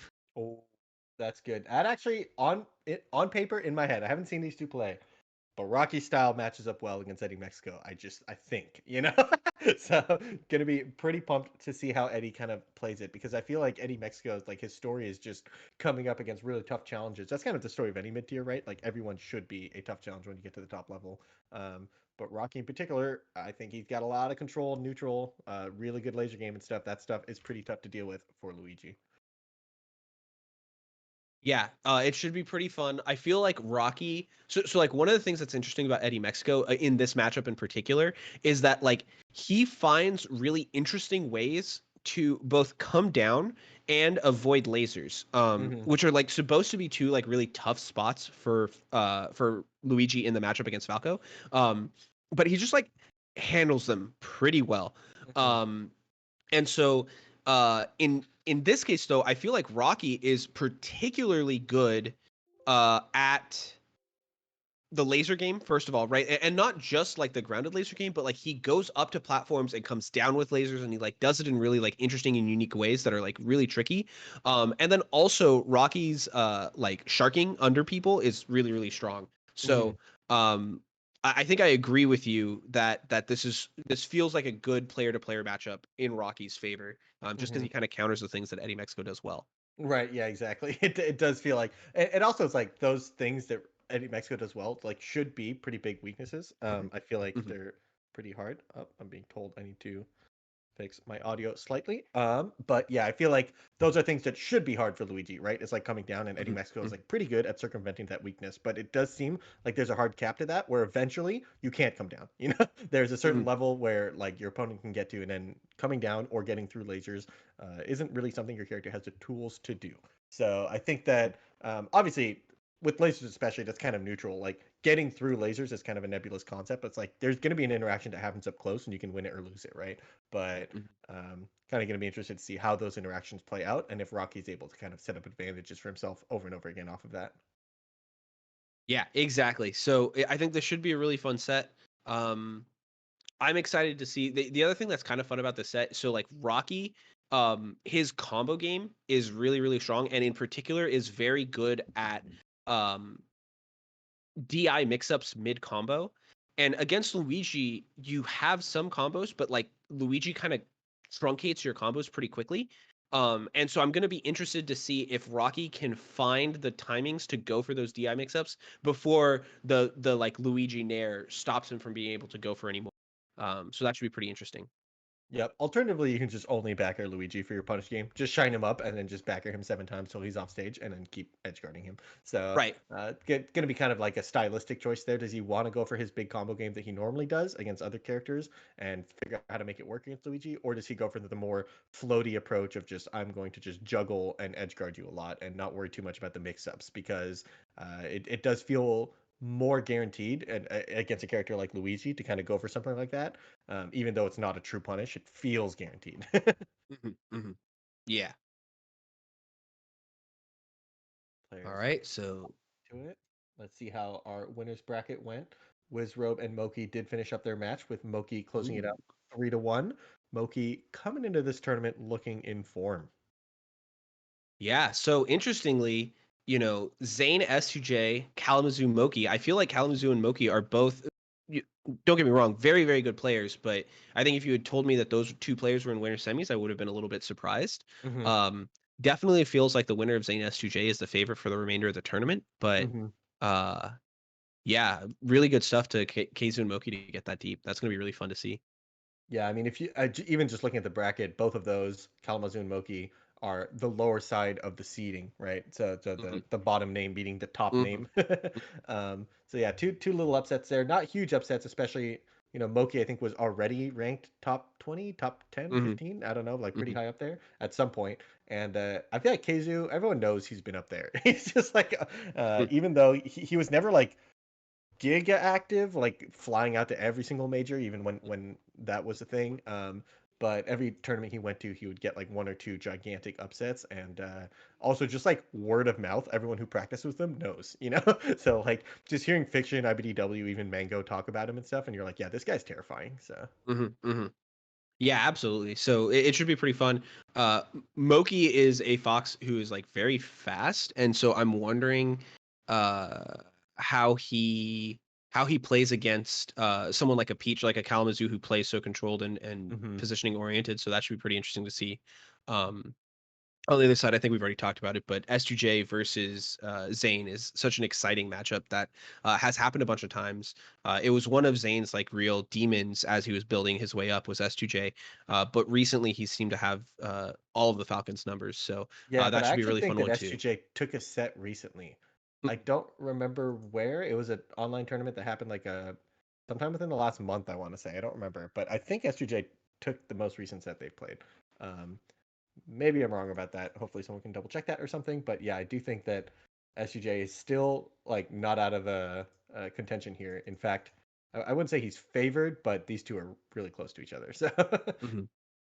Yeah, and just for everyone's awareness, the way that this is going to work out is we're going to have two of the losers round two sets on this stream, and two of the sets are going to be over on the other stream. So we're going to get to see Wizrobe versus the winner of this next set, Rocky Eddie Mexico, as well as Jmook versus Ginger, which I'm really hyped for. mm-hmm. And then Mango Hungrybox and Axe Aklo will be over on Beast Coast. So just so you guys are aware of what the plan is going forward. Yep. And if you look on Smash GG, the streams are labeled for which matches are going to be happening where. So if you need an easy way to kind of keep track of which matches are happening where, or just open up both streams. It's not that hard. Come on, stop complaining. God, this chat, they just won't stop complaining. Oh, multi-streaming. So nice. Oh, is that happening? Are we squad What? streaming or is it just? No, I'm just saying like if Oh, you you're don't know just saying in multi-stream. general Yeah, yeah, yeah. multi-streaming. Yeah. Yeah. It's like classic on tournament days. You get multiple streams open up. You get some food. Like Hell yeah. especially nowadays stream and then open up players like perspective of that stream so you can watch them pop off and or instantly end their stream when they lose. Yeah, exactly. So it should be fun. Um, all right, so it looks like we are having another small technical difficulty. The players are having a hard time connecting to each other. So we're Times are getting tough. that figured out, and once they get connected, we'll be able to jump into that set. We're overloading the Slippy servers. We just have so many hype matches over here, and Slippy can only handle so many hype matches at once. So Yeah, it's the yeah, hype determines how much bandwidth it requires. So exactly. Yeah, that there's like does a make hype sense. measuring algorithm that Slippy Hmm. Hmm. uses, and so far we've just kind of had a little bit too much hype. So we're gonna ask some of these players to dial it back a little bit, play a little lamer. So if the I'm not matches going to ask them to do that. are a little bit slower coming up, don't be surprised. It's necessary for the tournament to be able to run. All right, so. No, no, not doing that. Mm-mm. So Huh. So it looks like Ginger Jmook is actually playing on the other stream right now, which I'm a little bit confused by. Did I just read it backwards? I think Might be my maybe bad. Smash GG just put the wrong thing on because we had a graphic earlier.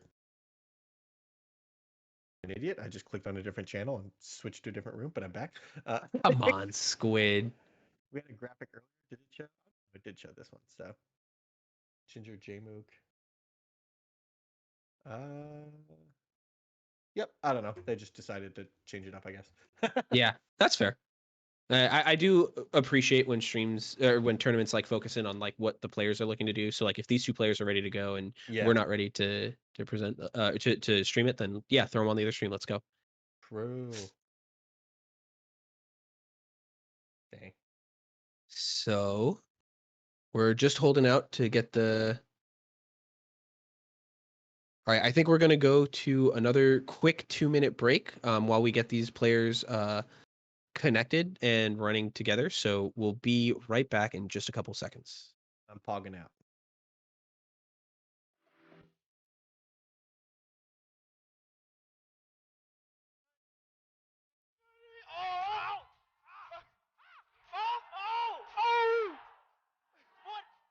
Oh my god! He gets the read! And he gets the and HBox! What? How is he so clutch? I don't know! Melee left to play. He's the guy who wants to explore the other options. Tope, he's the one.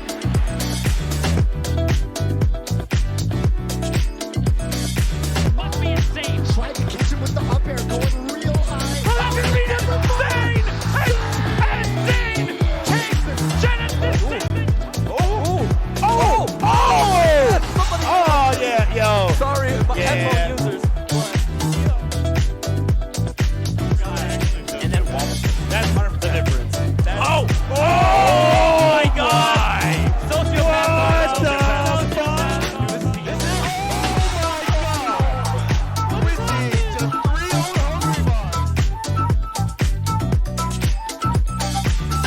That was field smash! Oh no! I cannot believe it!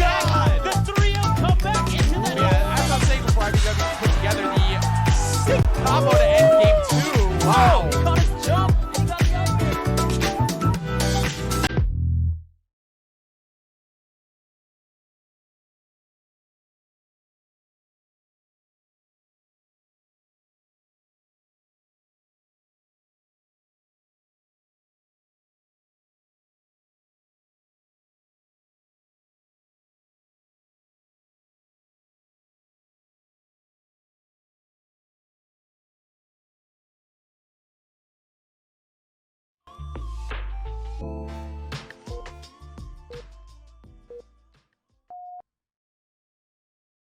All right, what's up, guys? We're back.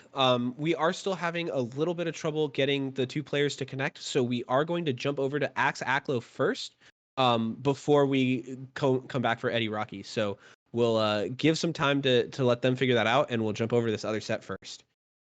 Hell yeah. That should be a good one, not only because Axe's Young Link is hilarious and really fun to watch, but because Aklo, like you mentioned before, plays Link, and in fact played Link this tournament to get a couple wins. Those players have some things in common, and especially just kind of like the angles that you have to account for with like bombs and boomerangs are at least a little bit similar. So I imagine that Mhm. Aklo will have some things. And also, edge guarding is similar. Young Link's definitely better because of the wall jump, and Axe makes a big use of it. But he at least will have probably some plans for dealing with the hook shot and stuff. So actually, Fox probably just doesn't have to deal with that as much because you can just shine him out of it. But we'll see. Hell yeah. Fox is broken? What? Wait, what if Aklo goes Link though? Wait. That'd be so funny, dude. Oh my god, what if we're just streaming a match to get into top 8 with like, what is it, like $1,000 on the line or something like that? For at least for Aklo, because he could get the 500 for unsponsored, the 300 for unranked, and Oh my god. and the 200 for 7th place or whatever. Yeah. So there's like actually $1,000 on the line, and we seeing a Link Young Link matchup. That'd be so funny. I don't remember what happened. It was a tournament that had Zane's Roy in it, and someone else was playing like a lower tier character against him, and it was like losers finals or something, or like really losers finals is Roy versus who would it have been? I don't remember, but either way, there's just always matchups like this that happen. They're just like you're at the top level, and suddenly, boom, 2 low tiers just stuck their way in. You know, like How do they keep doing it? We they're can't like, let them get away "Hello, with fellow this. top tiers. We're here to compete at the top level." Like, Oh I do man. think these two players are connected or are getting into it, so Hell dang. yeah. I really hope he goes Link now, just because it's funny. Just because it'd be hilarious. Yeah, I don't think he will, but No, I think I'm pretty sure he goes Fox here. But yeah. Fox, pretty good against Young Link, to be honest. But so is everyone, and Axe is beating everyone, so who knows? Yeah. Everyone pretty good against Young Link, to be honest. Yeah. Axe doesn't seem to care. Yeah. Kind of bullying people, I'll say it. He's a bully, to be sure. I love that Summit skit from a couple years back of Axe just being like a psychopath or whatever. It's like being hella nice and then bring someone into the side room and just like, if you say anything to that. Oh man, I miss Summit content. They have so many good ones. What was the one where that was off Spinal Tap with the timing for the wobbles? The timing for the wobbles? I'm not sure. The A presses for wobbling. I don't know. I'm not familiar with Spinal Tap either, so I probably the drumming or not. It's not. Yeah, I'm wrong. Thank you, Whiplash. Yes, that one with Bananas and SFAT, I think it was, right? Yes. Oh, that was so good. Yeah, Bananas killed it in that one. He was so good. It was so funny. And then the most recent one we had Ludwig and Slime, right, doing the bomb. That was one. so good too. That's the Fire Puff 12. Love to see it. Also, big fan of just popping off over Mango. It was so good. Yep. Yeah, seriously. Have you ever down aired, drifted back, and forward smashed a whiff grab? What? Apparently, Ludwig and Slime had like a big fight. Who gets to be the Mango fan? Of course, yeah. Which I think is hilarious. So like, I got the backstory on this one a little bit, and I thought it was hilarious. So apparently, Slime actually like wrote the skit, right? Like he came up with the idea and he wrote it, and so like he like cast himself or whatever as the Mango fan. Yeah. And Ludwig didn't say anything about it, right? Like he was just like, okay, yeah, sure, I'm down to be skit. This sounds hilarious. And then like day of, they were getting ready to film, and like Ludwig like just sneaks in. He's just like, hey, like, what if like I was the Mango fan, you know? Just like last second, he just like slides it in there, and then they have like this like they have to have like this big conversation like at the last second to figure out who's gonna be the Mango fan. Ludwig can just strong arm his way in. He's just too powerful of an influencer, you know? And you're like, geez, his powerful influence, it's too much. But not this time. Slime held it together, holds onto his Mango Ludwig's the one fandom. guy who can kind of stand out. Not Ludwig. Slime's the one guy who can stand up to Ludwig's influence because he's, you know, they go way back. Ludwig is also known as Slime's friend. He's also his manager, right? So yeah, he's also his CFO. He sort of gets to decide how much Ludwig gets paid. Oh man, he's like, you could be the Mango fan, but I'm taking out of your pay. Yeah. We're like at Summit, and Aiden was talking about how funny it is. It just like Ludwig came in as like a guest commentator, right, or whatever, at Summit, and it's just like Aiden kept being like, we have this entire company set up here, the whole production staff and everything. We're pulling less numbers than Ludwig does just when he turns it on in his room, you know? Like he's walking, help the little guys, you know? So insane, dude. So yeah, currently we're still looking for Aklo. I think that he was under the impression that a couple sets were playing first, so he probably walked away from his computer after his last set. And then the other one couldn't start, they couldn't connect, so instead we decided to switch to this one, but then Aklo wasn't ready for it, so it's a couple communications happening here. Nobody's fault exactly, except for, whose fault is it, Ed? Throw someone under the bus right now. It's Aklo. He taunted last set, and Fizzy saw it, and he's punishing us for it. Okay, but Fizzy's not responsible for Aklo not being here.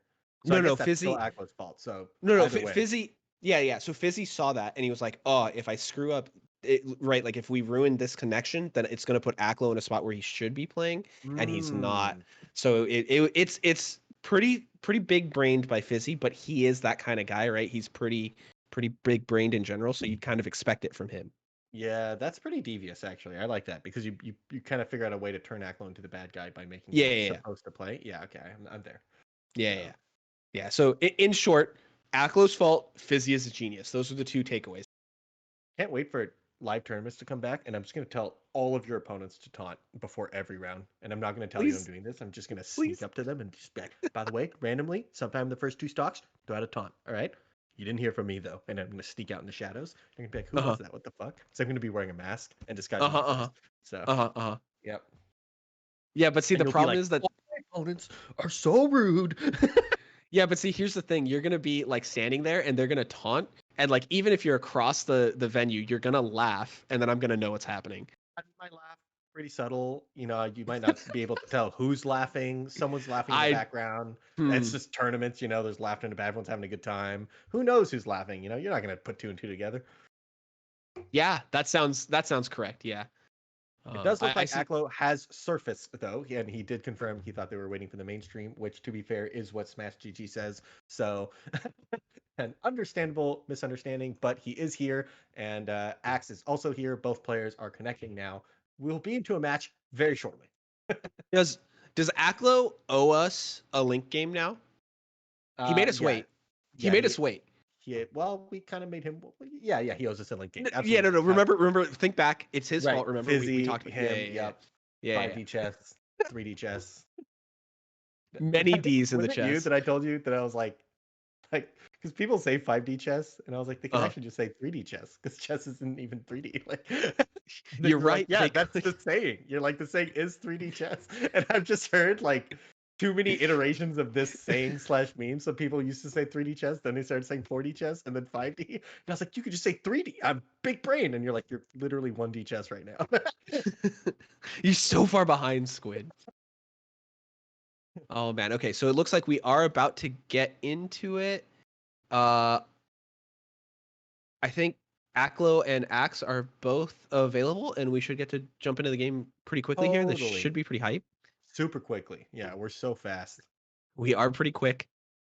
The Looking good like news is Axe is this young. pause has given people a chance to go over to the other stream and check out Falco versus Sheik, Ginger Jmook.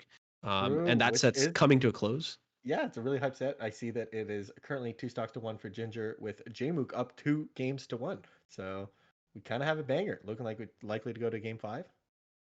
Yeah, so you guys can check that out for a couple seconds. Wait, when that tournament's over, or when that set's over, you come back here, and we'll be going on Axe versus Aklo. So good shit. True, maybe just when this stock is over, you know, and then just who needs to watch game 5s when you could be watching Link versus Young Link right here. Tragedy. Game 1. I just see Axe just wrote, oh, just a minute. So both players trying to sync each other up in their schedules, but almost there. But in the meantime, we've got some nice Falco Chic action on a last stock situation on FD. Hype We're just stuff. tangentially commentating it, you know? We're like commentating on the idea of the set happening rather than on like what's actually happening on the screen. I like that. Yeah. It's sort of meta, you know? Yeah, exactly. Yeah. Ooh, it looks like Ginger does take game 4, so they're gonna go to that Ooh. game 5. This is like when there's like streamer reaction channels, you know, where it's like, Yeah. That's and then just there's us. reactions to the reaction channels, like blah blah reacts to blah blah reacting. So like Squid and Raptor commentate EE and Homemade Waffles commentating Ginger versus Jmook. Love it. We'll see that on a highlight channel, which posts clips of highlight channels, which post clips of highlight channels. Holy moly, it's getting so deep. So we are waiting on Axe Aklo. Both players have showed up and confirmed that they're ready. Axe needed a second. Before that, Aklo thought he was waiting for the mainstream. And before that, we were waiting on a different set. They couldn't connect. So we're basically there now. Both players have talked to each other and are about to get ready. We'll see. We're close. True. But in the meantime, Falco versus Sheik on the mainstream. It's still happening.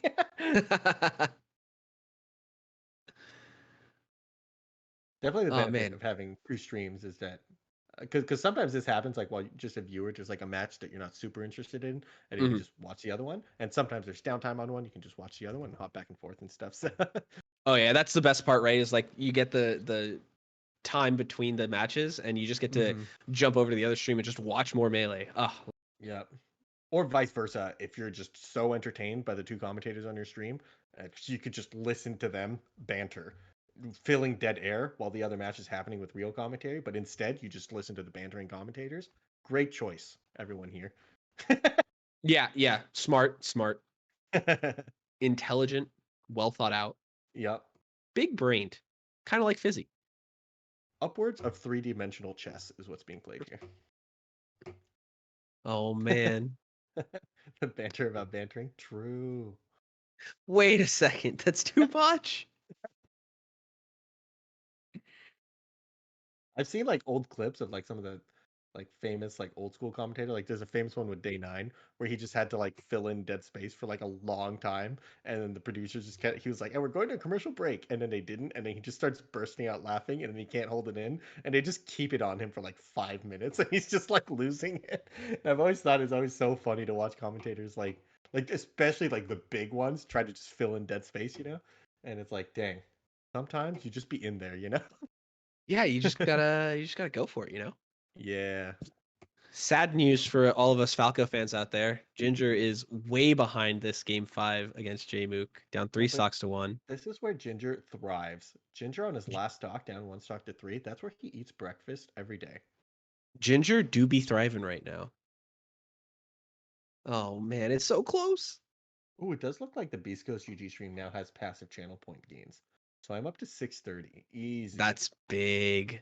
So once we're done with this stream, I will be a regular chat viewer degenerate gambler, just like everyone else, on the Beast Hell Coast UG yeah. stream. That's huge.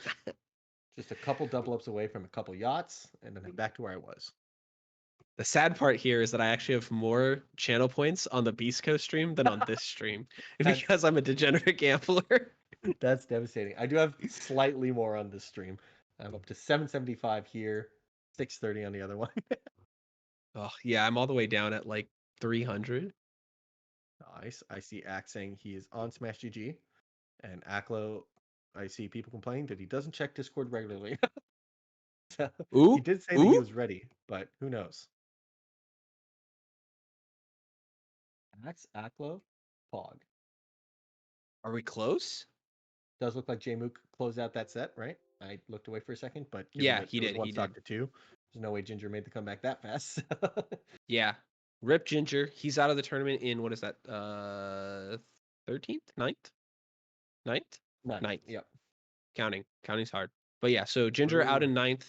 That means Jmook moves on and gets closer to claiming all of the bounties. Though if Aklo can take out Axe here, they'll get to play it out for that opportunity, which is kind of hype. True. Dang. Yeah, Jmook looking favored here. Dang, what a run from this guy, right? Going Yeah, seriously. all the way through winner's bracket and then going down to loser's bracket and beating another, what is probably top 10, top 20 player right now based on his results, right? Like, oof. Yeah, Jmook really making a name for himself here. All right, big news, chat. Big news. Love The news. players are connected and hand warming. Well, hand warming is not like you're standing there. You know? I did see Aklo jump, so he has control of his character. We're making progress. It is young Link clock, so we're not seeing Link restart game 1, but we also didn't see Link game 1. Other set taking it. So don't give up hope. There's still a chance that we're going to see Link versus young Link at this turn. What's young Link's best stage in this matchup? Huh. FOD? I don't know. I'm wondering if, because like the way that I see this happening, like the way that we get the young Link matchup is if, right, like the only way we get the young Link matchup is if Aklo feels like he should switch off Fox for a stage counter pick, I think, or maybe if he's like winning or losing really bad. I'm troubleshooting my audio right now. I was told that I'm quiet. Iggy, are you able to turn me up, or should I turn myself up right now? I'm gonna turn myself up. Let me know if I sound any better right now. I don't want to turn myself. Okay, I turned myself up. Hopefully not so much that I'm gonna like peak and stuff. Do I sound okay now? Okay, cool. Hopefully that helped. Ah, okay. It's when he starts to screen share, there's slight bandwidth issues. Maybe I just sound quiet for a second. Maybe I've sounded quiet the whole time, but maybe I just sound fine. So. All right, and it does look, unfortunately, because of the mix-ups that happened, Rocky and Go did end up having to play off stream, so we aren't going to get to see that match, but it is started, so hopefully that'll get to happen soon. They're actually in the middle of the set right now. It looks like Rocky is up 1-0 Go, so we'll be watching that going through. Yep. So unfortunately that we don't get to see that set, but hopefully we'll get to see. We will get to see hopefully the winner of that playing Wizrobe on this stream in just a minute. See, in the chat, there's a screenshot of Axe doing push-ups on his stream. It's just like, where is Axe? We're trying to get him ready. He's like, 1, 2, 3. Minor details, you know. He's getting ready. He's warming up. Yep. So this is pretty good. Oh, the mainstream's next match is indeed the Mango Hungrybox set. So That's so the high. next match on the other stream. I don't know if I said that right. Regardless, Mango Hungrybox happening on the other stream next. So, a lot of Yeah, and it banger looks like- sets happening in this bracket. Yeah, and it looks like Mango is going to go that Fox. So Yeah, that should be pretty exciting as well. according to the overlay. But what if we just don't know? What if Mango's an unpredictable fella? Now, he's Mango gone Fox, is every tricky. time. Yeah, he went Falco like what 3 or 4 times. Yeah, he And did take one set then- once. He did take one set, and then after that he like lost was like 2 sets in a row or something, and then it was Yeah. like, I'm gonna go Fox, and Yep. has never gone back. True. So I see the players left the hand warm game that they were on. Maybe they're done hand warming. Maybe All they're finding more ways to mess with us. They're just like, haha, let's make Squid and Raptor fill in more time. We did already talk about how Aklo is the bad guy, right? So we're just seeing more of that. That was you. That was you disliking taunts. Just No. After that, Metaphysically? remember? No. But Oh. after that, we talked about how everything is Aklo's fault. Right. And like Fizzy is a big brain, right? So I'm not talking about Aklo being, yeah. I mean, that's still related to you disliking taunts. That's just you saying Fizzy also No, dislike taunts that has because you that has dislike nothing to do taunts. with me. No, that has nothing to do with me disliking It taunts. has That's just, you're just saying that Fizzy dislike taunts as much as you do. That's what you're saying.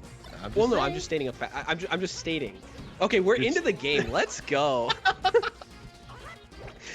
Young Link versus Fox for top 8. Crazy that this is what we're God. seeing. All right, so we're seeing Aklo being very aware of crouch canceling being a weakness of Young Link, but similar to what we saw in the last Young Link set we saw, was it Bobby Big Balls, I think, where he gets crouch cancels, but they just seem to struggle to get a lot off of them. You get a shine on them, you get like a CC down tilt, and Axe just kind of tanks it and keeps going. He like hits you, gets CC'd, CC's you right back, and then keeps going or something, right? Or like that, double jumps above the CC shines. But like these shines are not leading to anything. Axe is just able to just rack on some damage. Yeah, and quickly too, right? Like he's already taken a stock. He's got 30% on the next. What coverage with that boomerang to make his recovery super safe. He has a bomb, is just going to throw it at the side platform, but that gives him enough space to get back on stage. Just Link, mix-ups. Jeez.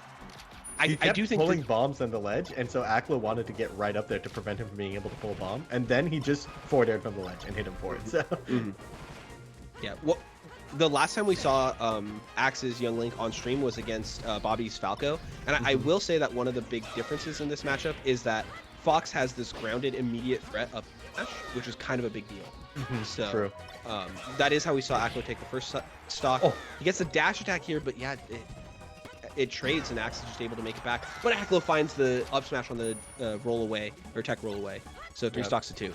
Yeah, good example of one of those grounded threats that Falco wouldn't have had for that tech chase scenario. Falco could have like maybe gotten there with a down air, but maybe doesn't even run fast enough. But Fox just has a kill lead right there. But just like that, Axe gets a fancy with that. I think that was a strong hit boomerang that just sends it like super far off stage. Oh, okay. I was gonna say there's a shine, just close it out and give him a whole stock lead, but no, Axe is able to recover. Okay, these up airs by Aklo looking really strong. He's gonna force him back on stage by holding the ledge, but unlike Sheik, Young Link doesn't have that much lag time on his FB, so you can't just like get the free punish there.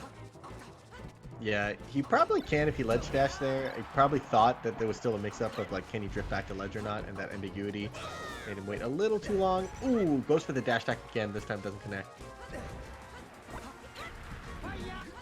Ooh, the bomb throw straight down to try to cover the side B. Pretty clever, but Aklo does go for the up B. Gets caught by the boomerang, and Axe, we've seen with his Young Link so willing to go off stage to close out stocks.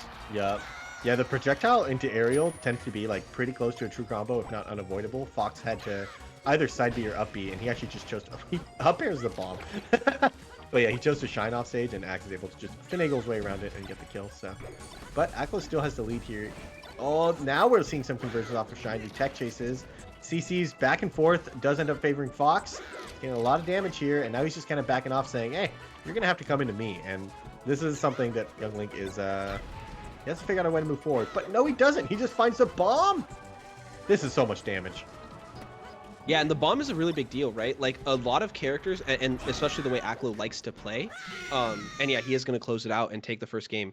But the way that Aklo likes to play, especially when he has an advantage, is to force his opponents to come into him. And we saw how strong that bomb approach can be. There's just a lot of mix-ups available there. So it kind of makes it so that Aklo can't play that that forcing function of sitting back, lasering, waiting for his opponent to come to him, because he wants to pressure the bombs and not let Axe pull them for free. So kind of interesting. Yep. Yeah, I like that a lot. It kind of acts like Fox lasers do in every other matchup, right? Saying that like the threat of me being able to shoot this projectile is almost as good as the projectile itself. Similar to Sheik charging needles or Peach pulling turnips. Like you got to do something about these characters kind of improving their position passively with either pulling a projectile or throwing a projectile. So cool stuff. Aklo with a clever edge guard to close out that stock too. Punishing the air dodge part of the grapple. So when you air dodge, you have to come out of the air dodge with the grapple at some point, and Aklo just put out a back air there. Ended up being a soft back air that sends him off stage, and it was far enough to kill. So you can kind of read the grapple just by reading the air dodge and putting out a hitbox there. And we are seeing the Link come out. Classic. Oh yeah, counter here we pick. go. He's huge, dude. Link looks huge. He always looks big. He's so much bigger. That gives you a quick insight into how much matchup knowledge Squid and I have for this matchup. Is he always this big though? Look at him, he's kind of huge. Oh my god! The projectiles back and forth flanking with each other. Oh my god, having a slight spectator bug, but we're back in there. Dude, this is nuts. They also both playing blue, which is funny. I don't know if they always play blue, but... I mean, I don't know. If I'm picking Link against a Young Link, and I already saw his color game, yeah, I think I'm picking the same color game too. Like, yeah, I mean, you're just bigger than him, like in every way. Like, look at that nair; it lasts forever. Young Link's nair doesn't last that long, and he just has the edge guard set up ready. Well, of course, in Link versus Young Link, when he grapples low, you just drop down and do your nair. Like, of course, you know. Yeah, I mean, it looks so well rehearsed and so clean, right? Like, what is Axe's response to that? Yeah, he can tech it on the way up. True. Reminiscent of one of the recoveries Gumi does. That's actually the height that he likes to grapple, and then on the way up you can tech it. And and Aklo's the one who does the exact same recovery back, and he doesn't get punished. Yeah, one of the things we've seen from Young Link, Axe's Young Link throughout the day is he likes to go for that low grapple into, that bomb dare combo. That was sick. Okay. Yeah, that was... I think that was actually Aklo's bomb. He like was setting up a bomb recovery. He like kicked his own bomb, and Axe just comboed out of it. So finds the nair out of shield and the bomb. Dude, the boomerang versus boomerang, and then bomb versus bomb. Wait, Link's bomb is bigger. Link's bomb is bigger. He's huge, dude, in every way. His sword's bigger, his legs are bigger, his bombs are bigger. Like, what more do you want? Oh, the dash attack hits here. Doesn't lead to a guaranteed edge guard or combo. That's some low tier stuff right there. Oh, the whip land off nair, but the hook shot is bigger. What isn't bigger? The up B is better. Oh, man. Oh, he goes for a bomb jump. This guy. Dude, look at the size difference of the bombs. I'm losing it. Oh, he goes for the up B on the ground. It is basically a kill move, but Axe actually just shields it and gets the punish. Axe ahead by a small amount. Finding the bomb in a forward and close out. Oh, he Z drops a bomb here. We have some ledge pressure. Instead, he jumps back and shoots a boomerang. Young Link does also have better angling on the boomerang. He can shoot it at a steeper angle, but the good tech chase from Aklo to get the up air. Close out the kill. Is only taking 7%. Gives Axe a couple of his own bombs, saying, hey, you want to try the big bombs? They're pretty fun. Oh, okay. Axe gets a little combo, but man, Aklo's finding abs, which is like kind of tricky, right? Like, it's a pretty slow grab. There he finds it again. He just like spaces right outside of Young Link's range and then just throws out the... Kind of works. This is the most ridiculous matchup I've ever seen. They both like do the same thing. They nair each other at the same times. They boomerang at the same time. They bomb at the same time. Those are really the only moves they have. Nair, bomb, and boomerang. So. Kinda, yeah. Oh, and he gets Link has that one. Young Link does not have a kill move up B. His up B on like out of shield is actually pretty trash. It just hits multiple times and then leaves him frame negative. So Aklo having an additional tool there, and it is a kill move. It hits both sides. Pretty good. Ooh, Axe tried to set up some sort of bomb mix-up there, but Aklo just up-Bs right through it. Oh, the fire spike. Not the hitbox he wanted there. But it's the hitbox Oh, the the- fans wanted. The boomerang actually hit him coming through the stage, so Aklo couldn't even see it coming. Yeah, you don't even and- know whose boomerang is flying. It's like, wait, is that mine or his? And it's coming back, or is it going out? Or like, oh man, there's just bombs on the floor. There's explosion. Link uses his shield to block a bomb, like the Helian shield Yeah. from the crouch blocks the bomb. He goes for the down smash into the up air. That is one thing that's weaker about Link than Young Link, right? The up air, not really a kill move where it is for Young Link. The bomb, he goes for the double jump there. Oh my god, the trickery. And yes, he punishes the boomerang with an up B. Great spacing there.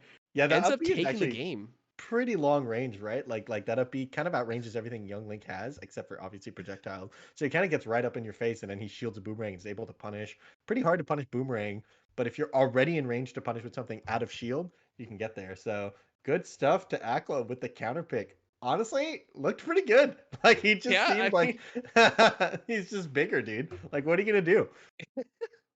Yeah, Why I mean, doesn't the larger links simply eat the smaller one?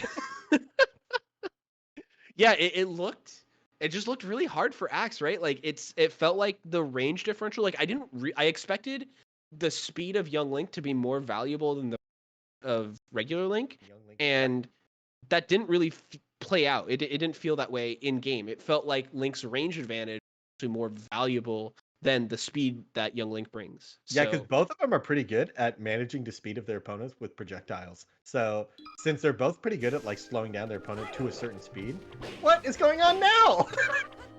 He shrunk. Honey, I shrunk the Link. wait, now Young Link looks tiny, dude. Wait, he's tiny. Is he always this small? Is Aklo just gonna beat Axe's Young Link with 3 different characters? I mean, oh, that would be something because he's already up 2-0 doing it with Fox and Link. Oh, goes for the dash attack. I do think that can hit. I'm not sure.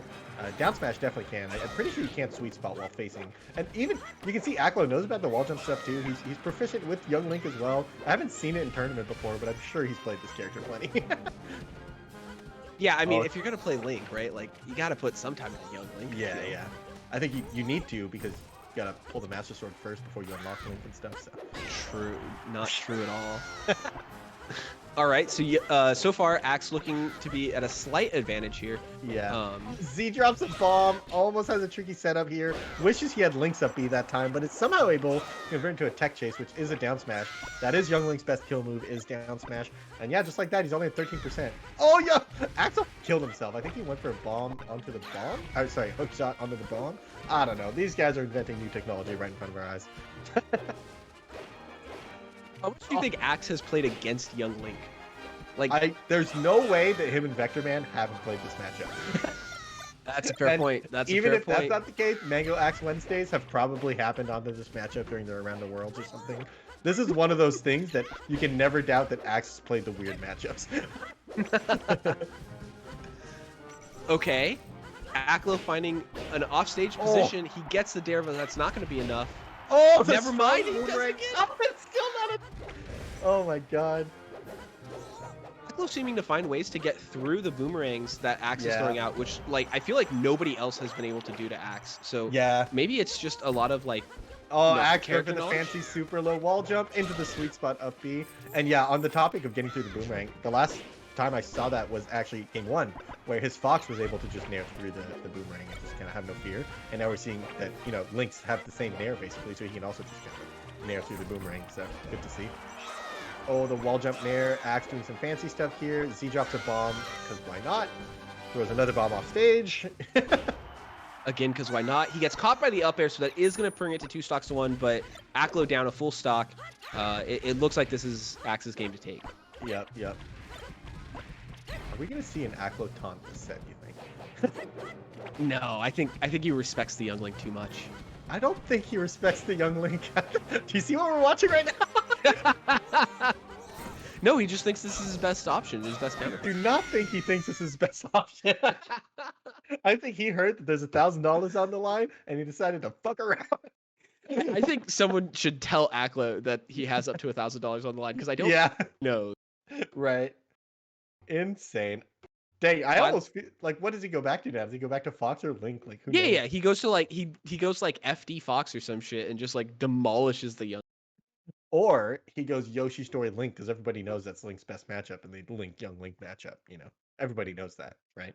Right, that? right. Yeah. I knew that. I Yeah, knew that for sure. Everybody for sure. knows that. Yeah. By the way, a bit of sad news here. Well, at least for me. Mango did end up getting eliminated by Hungrybox. He went Falcon against the Puff and Ooh, didn't go so well. Classic. Falcon versus Puff. Not a matchup I imagine being in Mango's favor. Just based on how Mango plays and how you kind of want to play the Falcon versus Puff matchup. Yeah. Okay. Well, unfortunate, but we'll see. HBox continue to make his way through the bracket. Now I think it starts to become a pretty reasonable question if Hungrybox can make the deepest losers run Yep. all the way back to face someone like Zayn in grand finals. Clutch box. That would be hype. But anyway, back to this set. We've got Axe versus Aklo. They're taking a moment here. I think probably the most the most complex striking that's ever been done.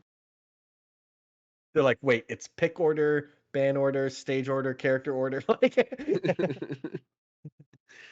divide by like, 3, carry to 2. Axe's like, I'm playing Young Link, do whatever you want. And Aklo's like, okay, 3 characters that I could pull out. I've got 6 stages to choose from. Woo! I think part of what Aklo is wondering is like, what's the swaggest way to close this? Yeah, I imagine. Oh, we are into it. Okay, it's Pokemon Stadium Fox. Pokemon Stadium Fox makes a lot of sense. Probably one of the strongest counter picks you can do. Saying no more messing around. He's out here to win. All right, so he gets a quick 45%, only tanking a couple hits here. Oh, goes for the Nice up throw swing. up air. Actually, I was gonna say I think he needed that because I don't think up smash would have killed. Turns out up throw up air also didn't kill, but he does manage to convert it into a juggle / edge guard and finds the back off stage. And this is looking impressive because this is a stage where you really can force Link or Young Link to have to move forward a lot. There's no way you're catching Fox on this stage. It's just so hard. Dude, the dash JC shines are so clean. It looks like Fox just has the option to like dash shine. You don't have that option. You have to jump. Oh, power shielded the boomerang. Back here. Come on.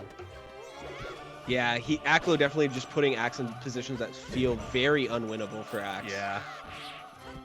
This kind of harkens back to how we were talking about Aklo being a quote-unquote Fox abuser, right? Like, I'm playing Fox to show you that he's the best character in the game, and some of these options right now are looking very checkmatey from, like, neutral.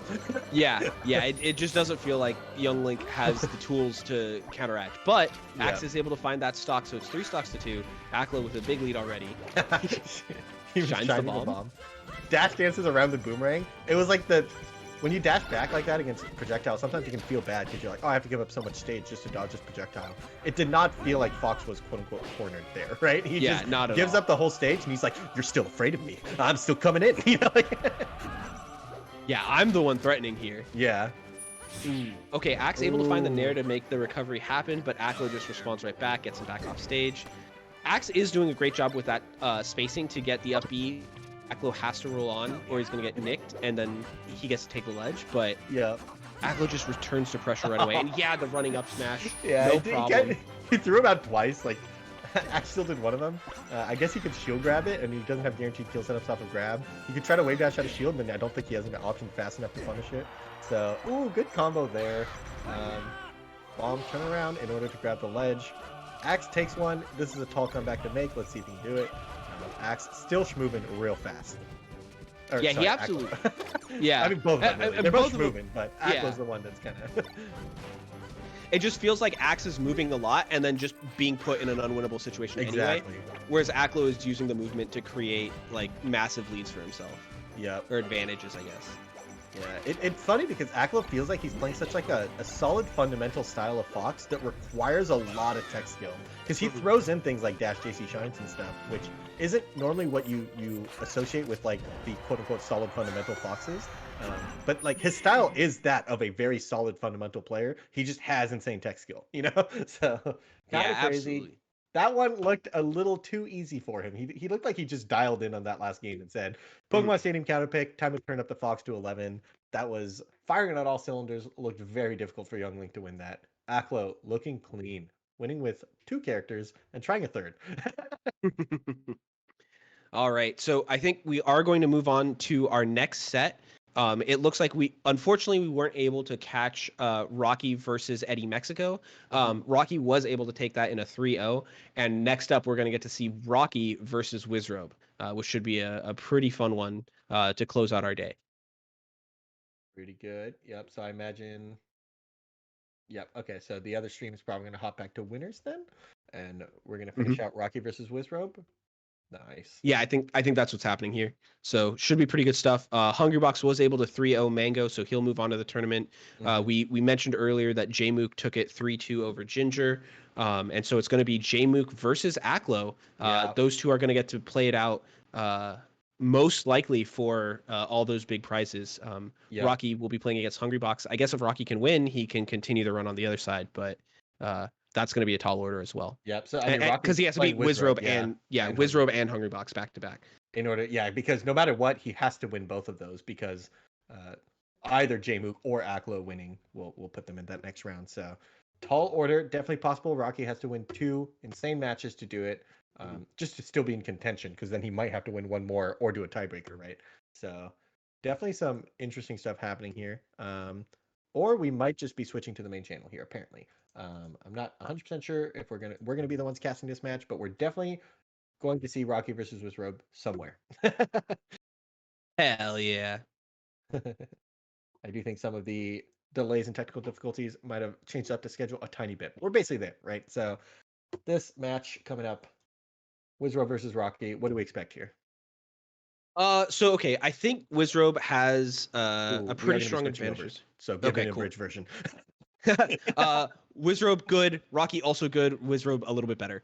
Right, love it. Let's take it to the other casters. Let's hear what Vish and Chillin' Dude have to say about Rocky versus Wizrobe.